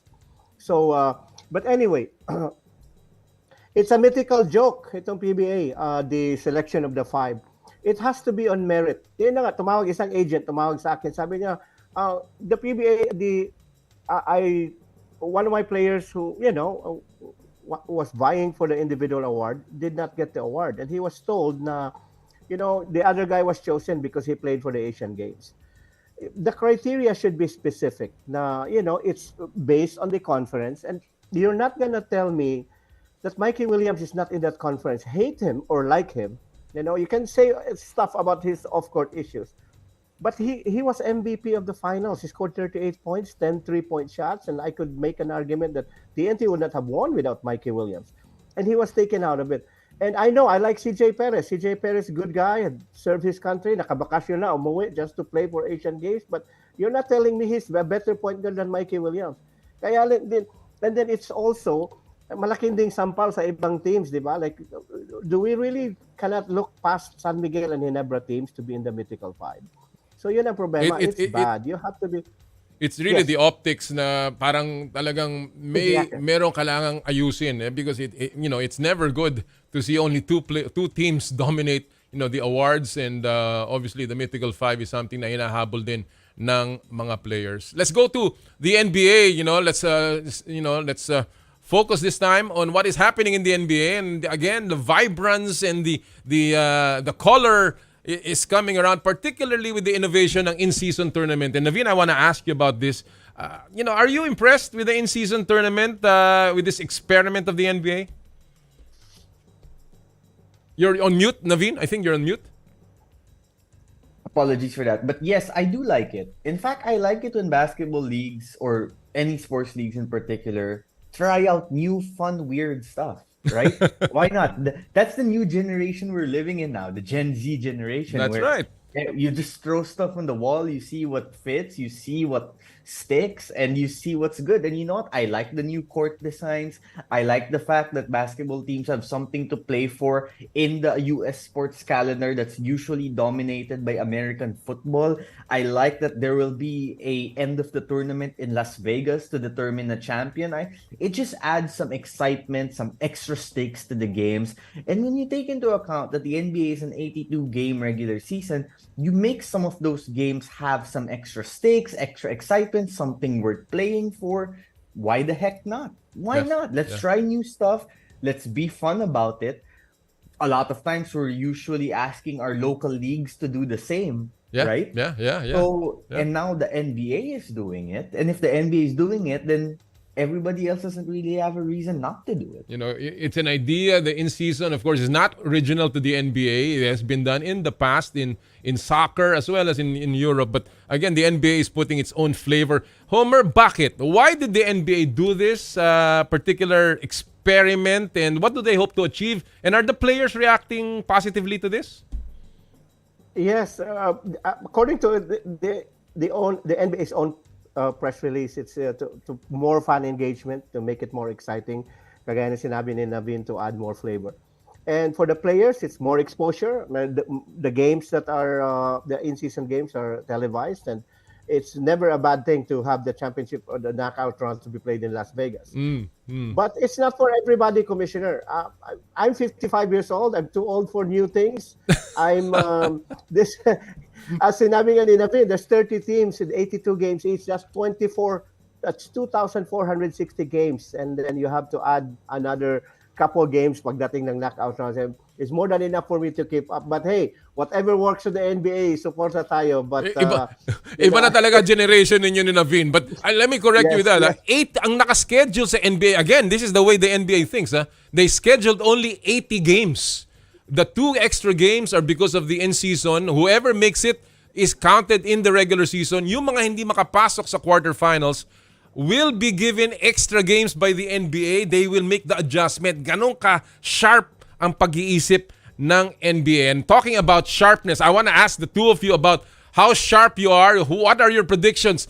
I have the groupings here and I want to get your choices for both East and West groupings. Lagabas nga natin, Santi, yung groupings natin. I'll begin with Naveen on this particular portion. Sino ang sa tingin yung lulusot dyan sa groupings ng in-season tournament? Let's start with West A, B, and C. Naveen, sino sa tingin mo para sa'yo? Okay, West A, I am going to say the Phoenix Sun. No, sorry. I'm going to say the Los Angeles Lakers because I think right now Phoenix is having some health issues they have to deal with. West B, I am going to pick the Denver Nuggets because they have the best player in the NBA today. West C, I am going to pick, you know what, I'm going to say the Minnesota Timberwolves. Wow. I like great they pick. have been playing very well so far to start the season. Okay, let's stop with that. Then I'll go with Homer. Homer, ikaw sa West. Sino sa tingin mo? I like the Suns, even though the issues are minor right now, cap strain for Devin Booker, but everything is said and done, I think they'll emerge out of that pool. Denver, they won't have Jamal Murray for a month. That's significant. So I like the Clippers there. Wow. And then C, I am a hopelessly unrepentant fan of the Golden State Warriors. So Steph Curry and company for West C. Wow, that's good. I agree. I think as far as I'm concerned, I think the Suns are still a tough team. I think in the B, I still will go with the best player in the world, Jokic, and I like the Minnesota Timberwolves. I think they're playing one of the some of the best games that they've done in so many years. Let's go to the East. Homer, I'll begin with you. East A, B, and C. Well, I'm pandering to the host here because I love the host. 76ers. You mean it in your heart.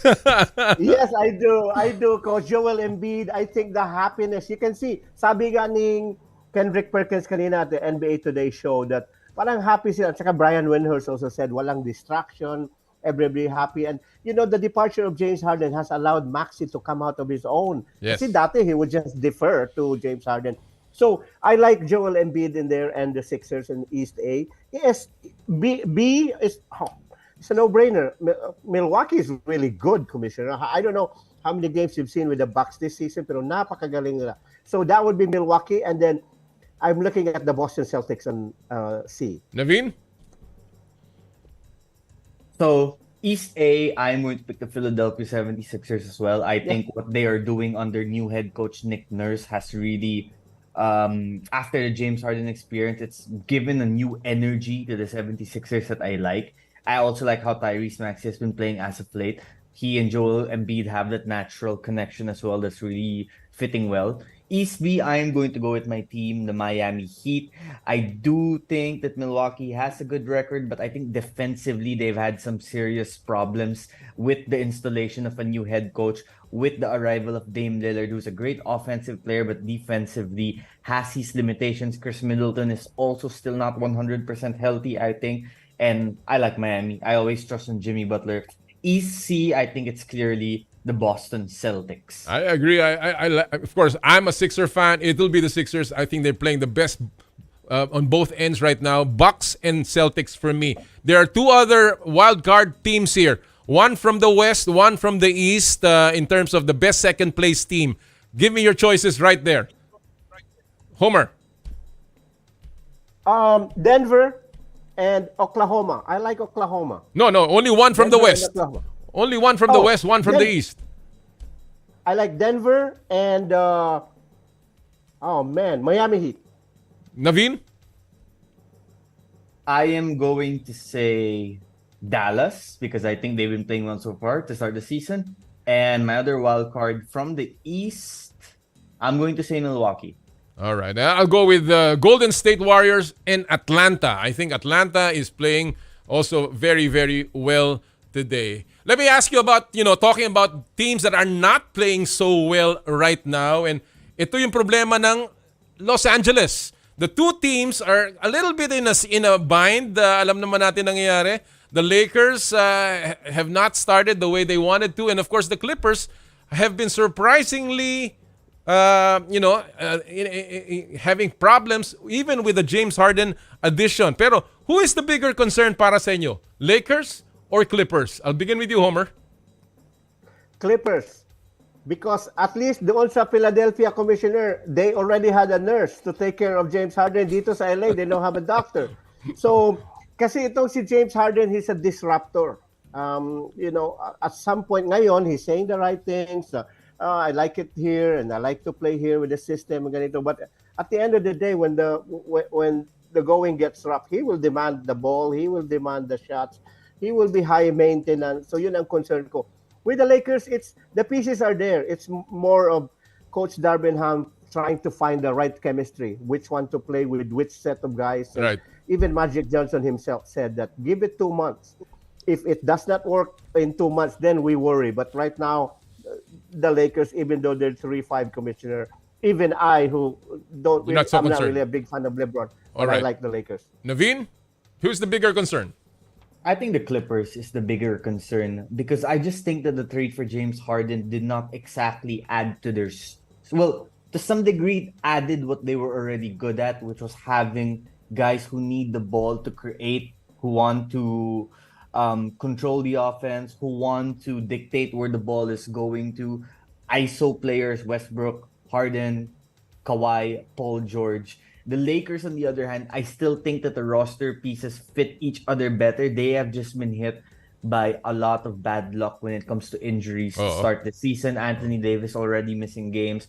Torian Prince hasn't played all games.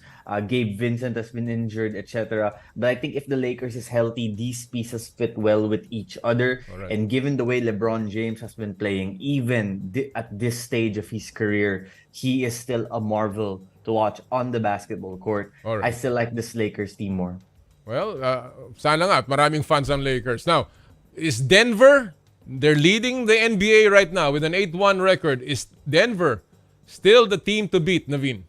100%. Now, I know Jamal Murray's injured. He might miss about a month. But I think if healthy, the Denver Nuggets are 1,000% the team to beat in the NBA. In fact, I think they will go back-to-back in terms of winning NBA championships. They have the best player in the world, Nikola Jokic, an offensive cheat code that could go into any team and absolutely change their franchise. But if you look at the rest of the Nuggets roster, they've got quality role pieces that fit their two best players. Jamal Murray is an excellent number 2 option for a championship team. Aaron Gordon is a great two-way player with size. Michael Porter Jr. is a great floor spreader with size. Kentavious Caldwell-Pope is the kind of role player that every championship contender needs. They are well coached. They have a young bench. They are on the rise. And right now, they are still the best team in the NBA. I have about 2 minutes here, Homer. Who is the surprise team so far for you? For For me, Milwaukee, because I thought Dame Lillard would not meld well this quickly with the Milwaukee Bucks, considering that he's technically the third option there because they had Middleton, who's also an all-star and a resident there. So, akala ko, it will take time, but how quickly they melded. So, na-surprise ako, Commissioner. But I agree with Naveen that Denver is the team to beat. Isa lang ang mas mabilis pa sa Denver, Commissioner. Alam mo ba ano yon, Commissioner? Ano yun? Yung mga bagong taxi ng Joyride. Yun, mabilis yun. Good luck, Alright. habulin nyo yan. Bago natin pag-usapan yung mga mabibilis na taxing yan. Pero yung biggest disappointment so far para sa'yo, Naveen? This NBA season? In the season. Among the teams. I've got about a minute here.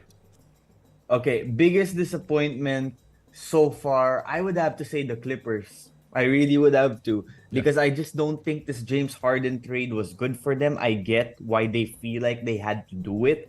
But I felt that Westbrook was playing well, and adding Harden there just kind of takes away what Westbrook does well. I think they needed another quality big to add to the players they added that they already had. And they didn't really need James Harden. Yeah. Homer, biggest disappointment so far for you? Maybe because I'm a polluted source, I live here, Chicago. The Bulls, Commissioner, they have the same core. You'd think Patrick Williams would grow now. You'd think Kobe White will grow. You'd think Zach LaVine would take over. The coaching is very good. And then what happened? After one game, the first game of the regular season, players meeting agad.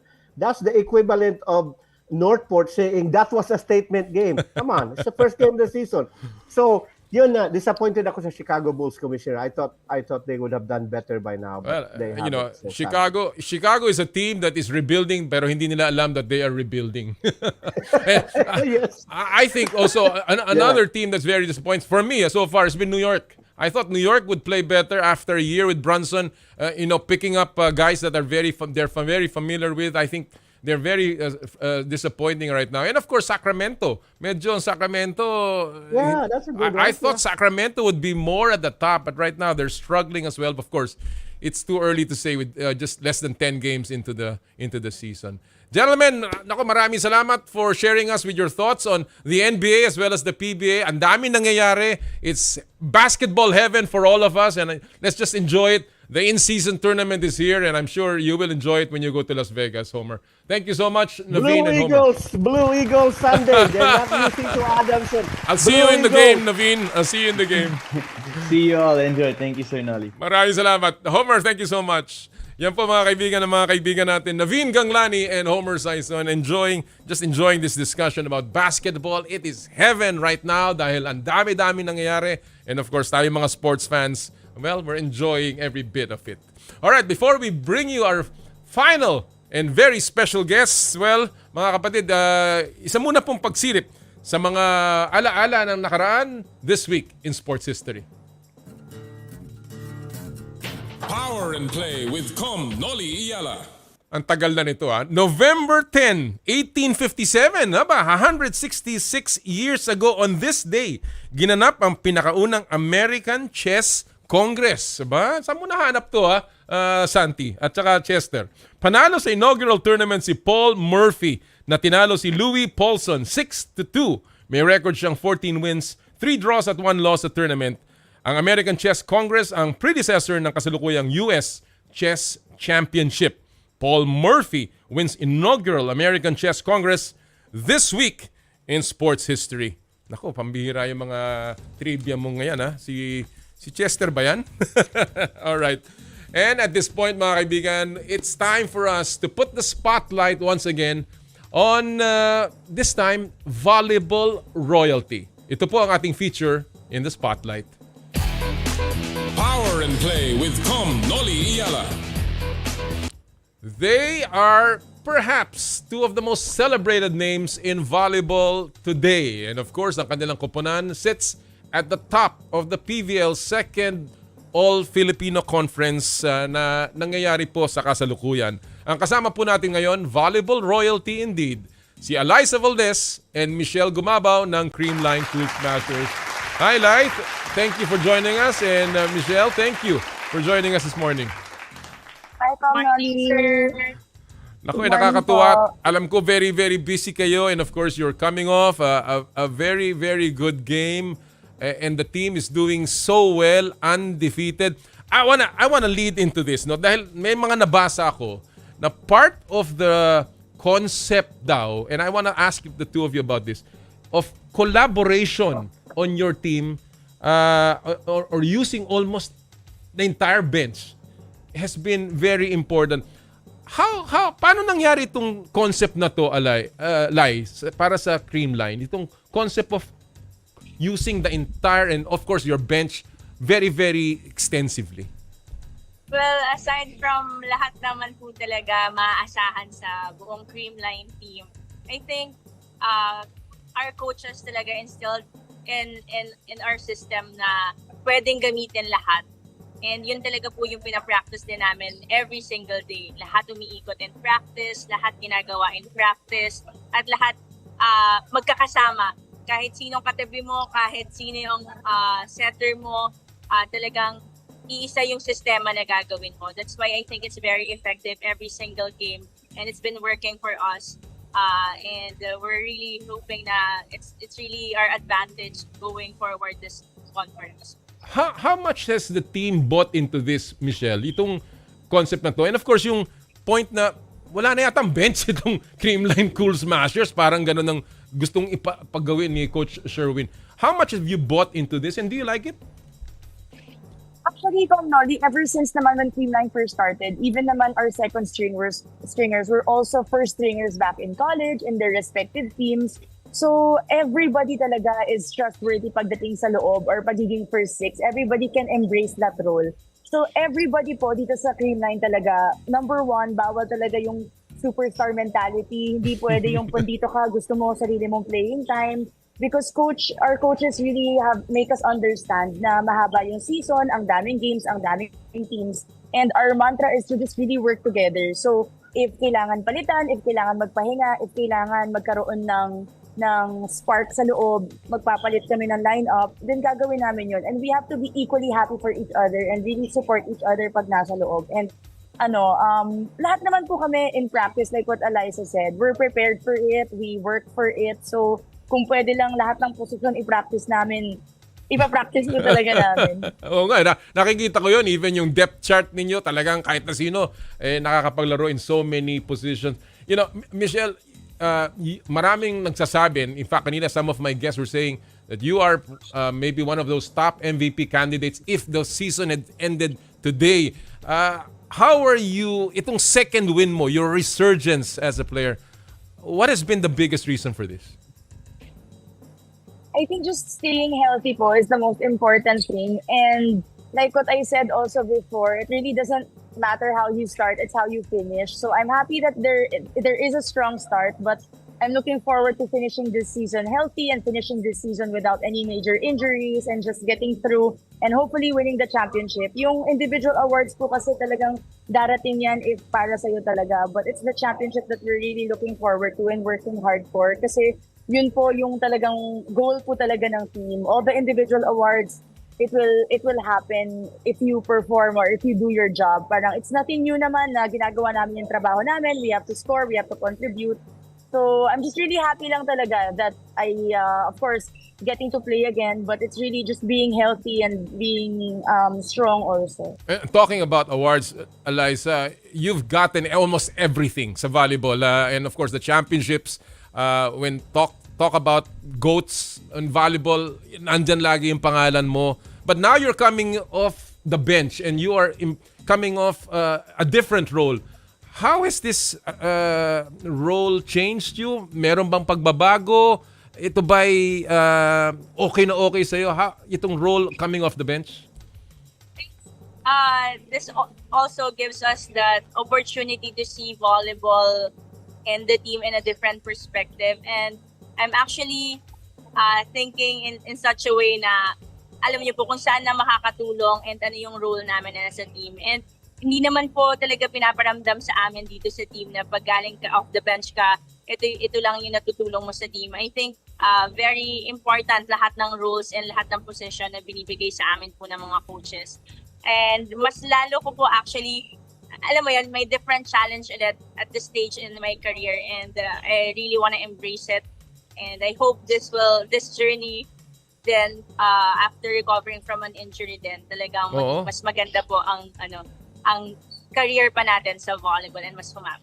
Yan daw ang sign ng greatness yung the way you can just adjust to every situation and cope with every kind of I guess challenge sa inyong career. And talking about coping, alam naman natin that Creamline has coped with the loss of Gia Morado and of course Sed Domingo sa kanilang pag-alis sa team. Pero and yet you remain a very strong, you're unbeaten so far. What has been the key? Alyssa, bakit ang ganda ng adjustment and parang wala nangyari?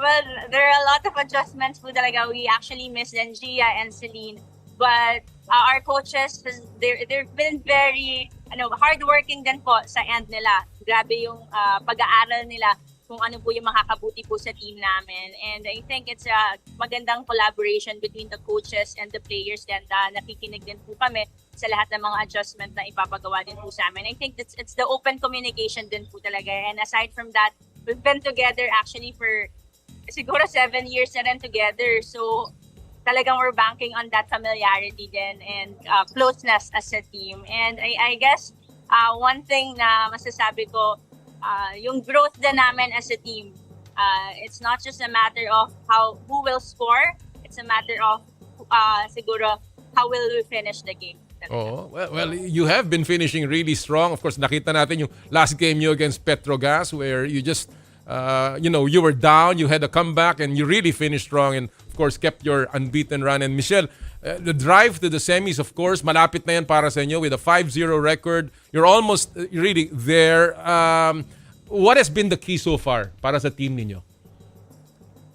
Our key po, and all the time naman po, it's really to practice hard and to prepare well. No matter who is on the opposite side of the court, our coaches also reminds us na kailangan magpa-condition kami, kailangan i-prioritize talaga namin yung trabaho namin, and kailangan talaga parang naka-mindset talaga kami lahat this season. And that mindset is really to just perform each game, each training. So we really start in training. Our job is to practice well, to give 100% in practice para pagdating po sa game, maka-execute kami ng tama. So coming into the semifinals, we just really want to be complete.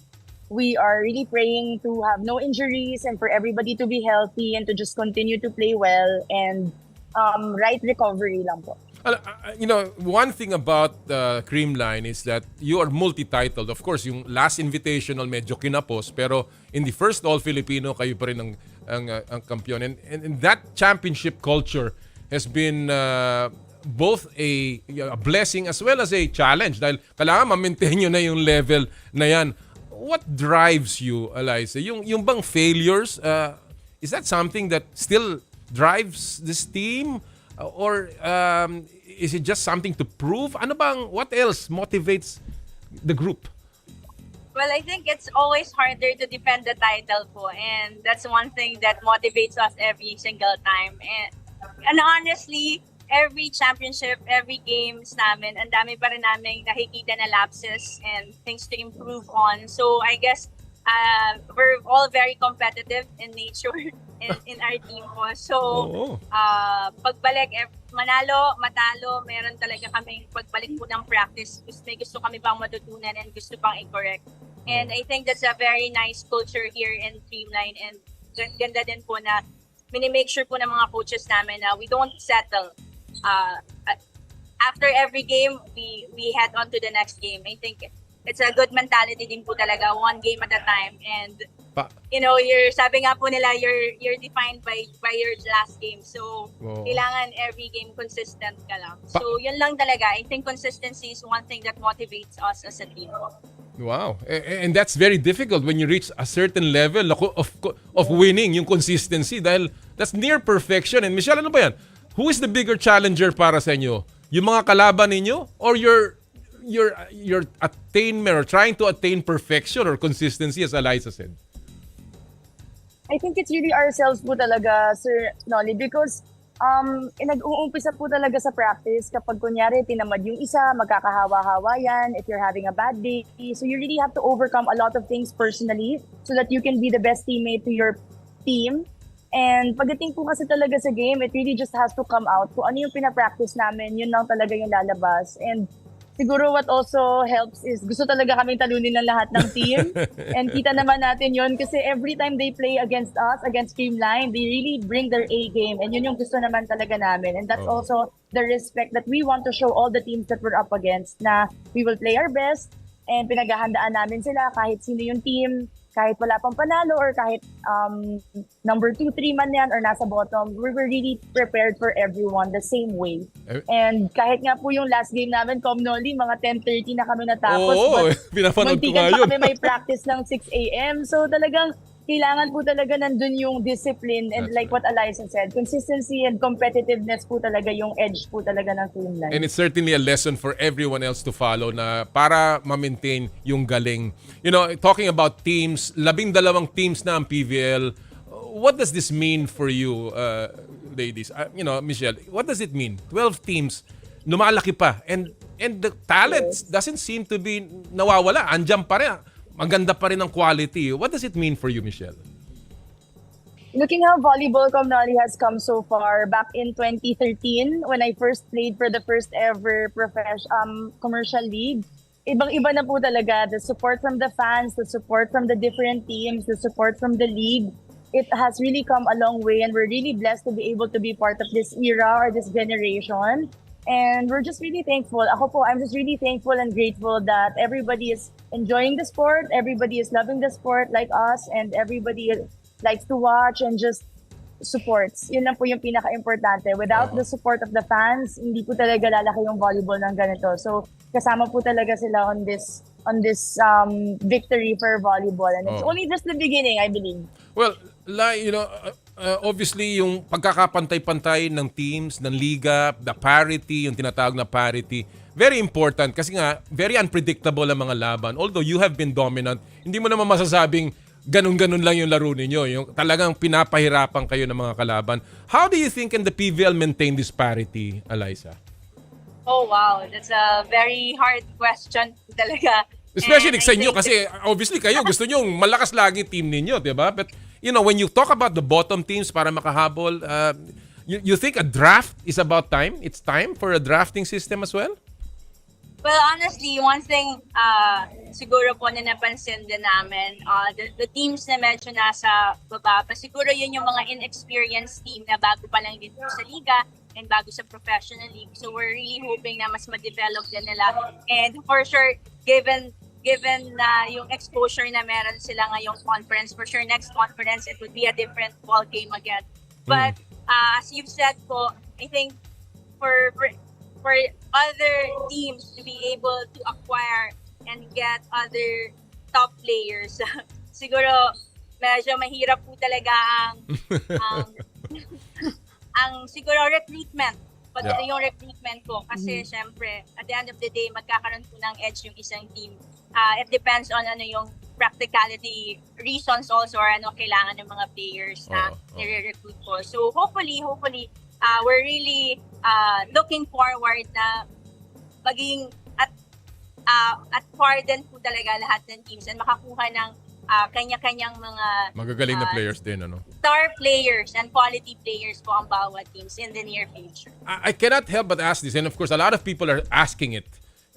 Mahirap hindi i-compare. But do you think volleyball has the chance to replace basketball as the top spectator sport? Women's volleyball for that matter. If it has not at all. Kung hindi pa, baka nga napalitan na because sa dami ng taong nanonood. But do you think that's something or hindi unfair? For the two of you, Alyssa, I'll start with you. Well, definitely basketball has been there for quite a while. Tagal na rin po ng PBA at tagal na din po may mga sumusuporta po sa basketball. And I think kahit pa paano, may community din po ang basketball at iba din naman po ang community ng volleyball. But seeing it in our perspective lang din naman po, parang kahit papano, hindi rin po nawawala ng mga supporters po ang volleyball. Yeah. So, I think it's not really a competition. We just really hope na ma-welcome din kami ng basketball community and yung volleyball community, welcome din po yung basketball para mas maganda po yung sports community natin dito sa Philippines. But really looking forward na patuloy pong sumuporta ang ating mga fans and supporters sa volleyball din po. Michele? I think naman po, Noli, it's not really a choice. It's just really a matter of preference.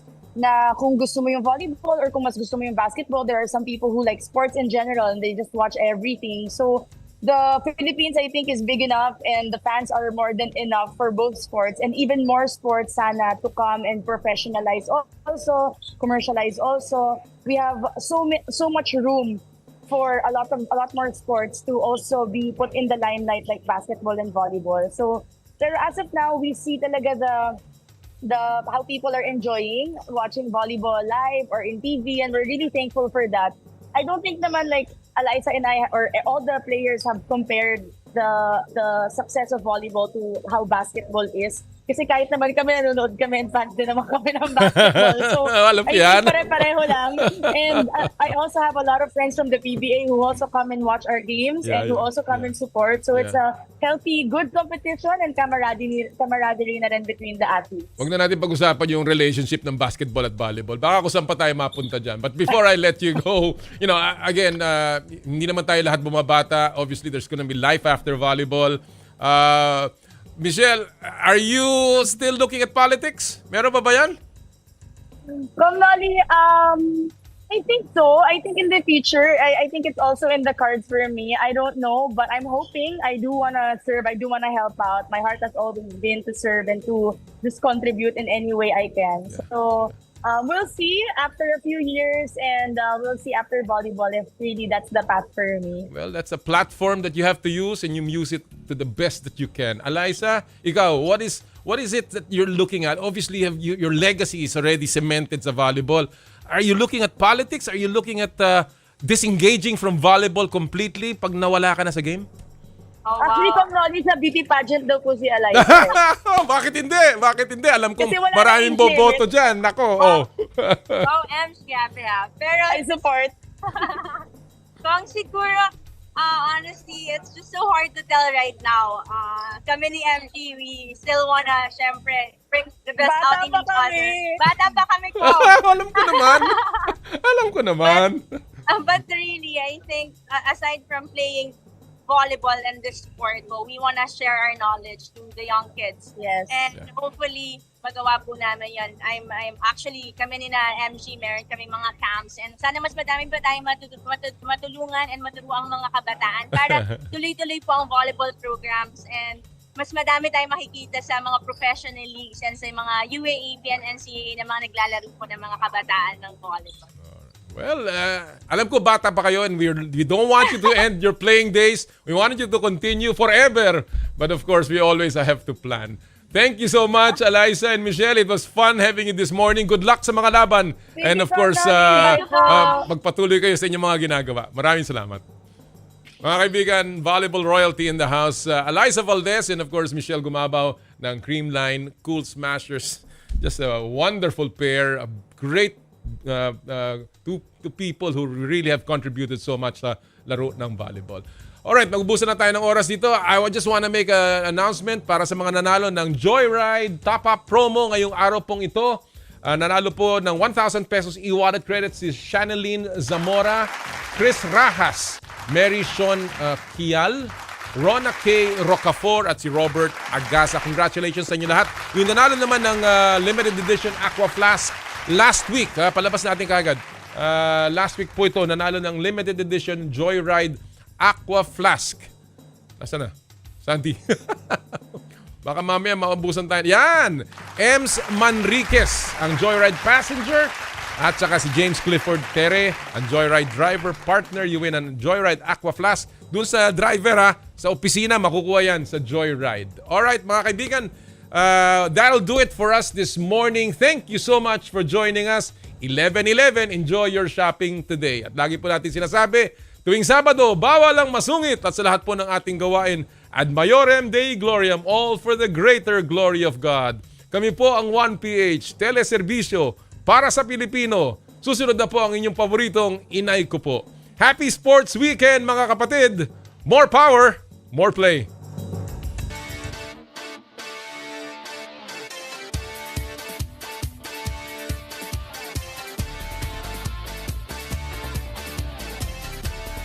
Sa kapwa ko Pilipino, ipagmalaki ang galing na meron tayo.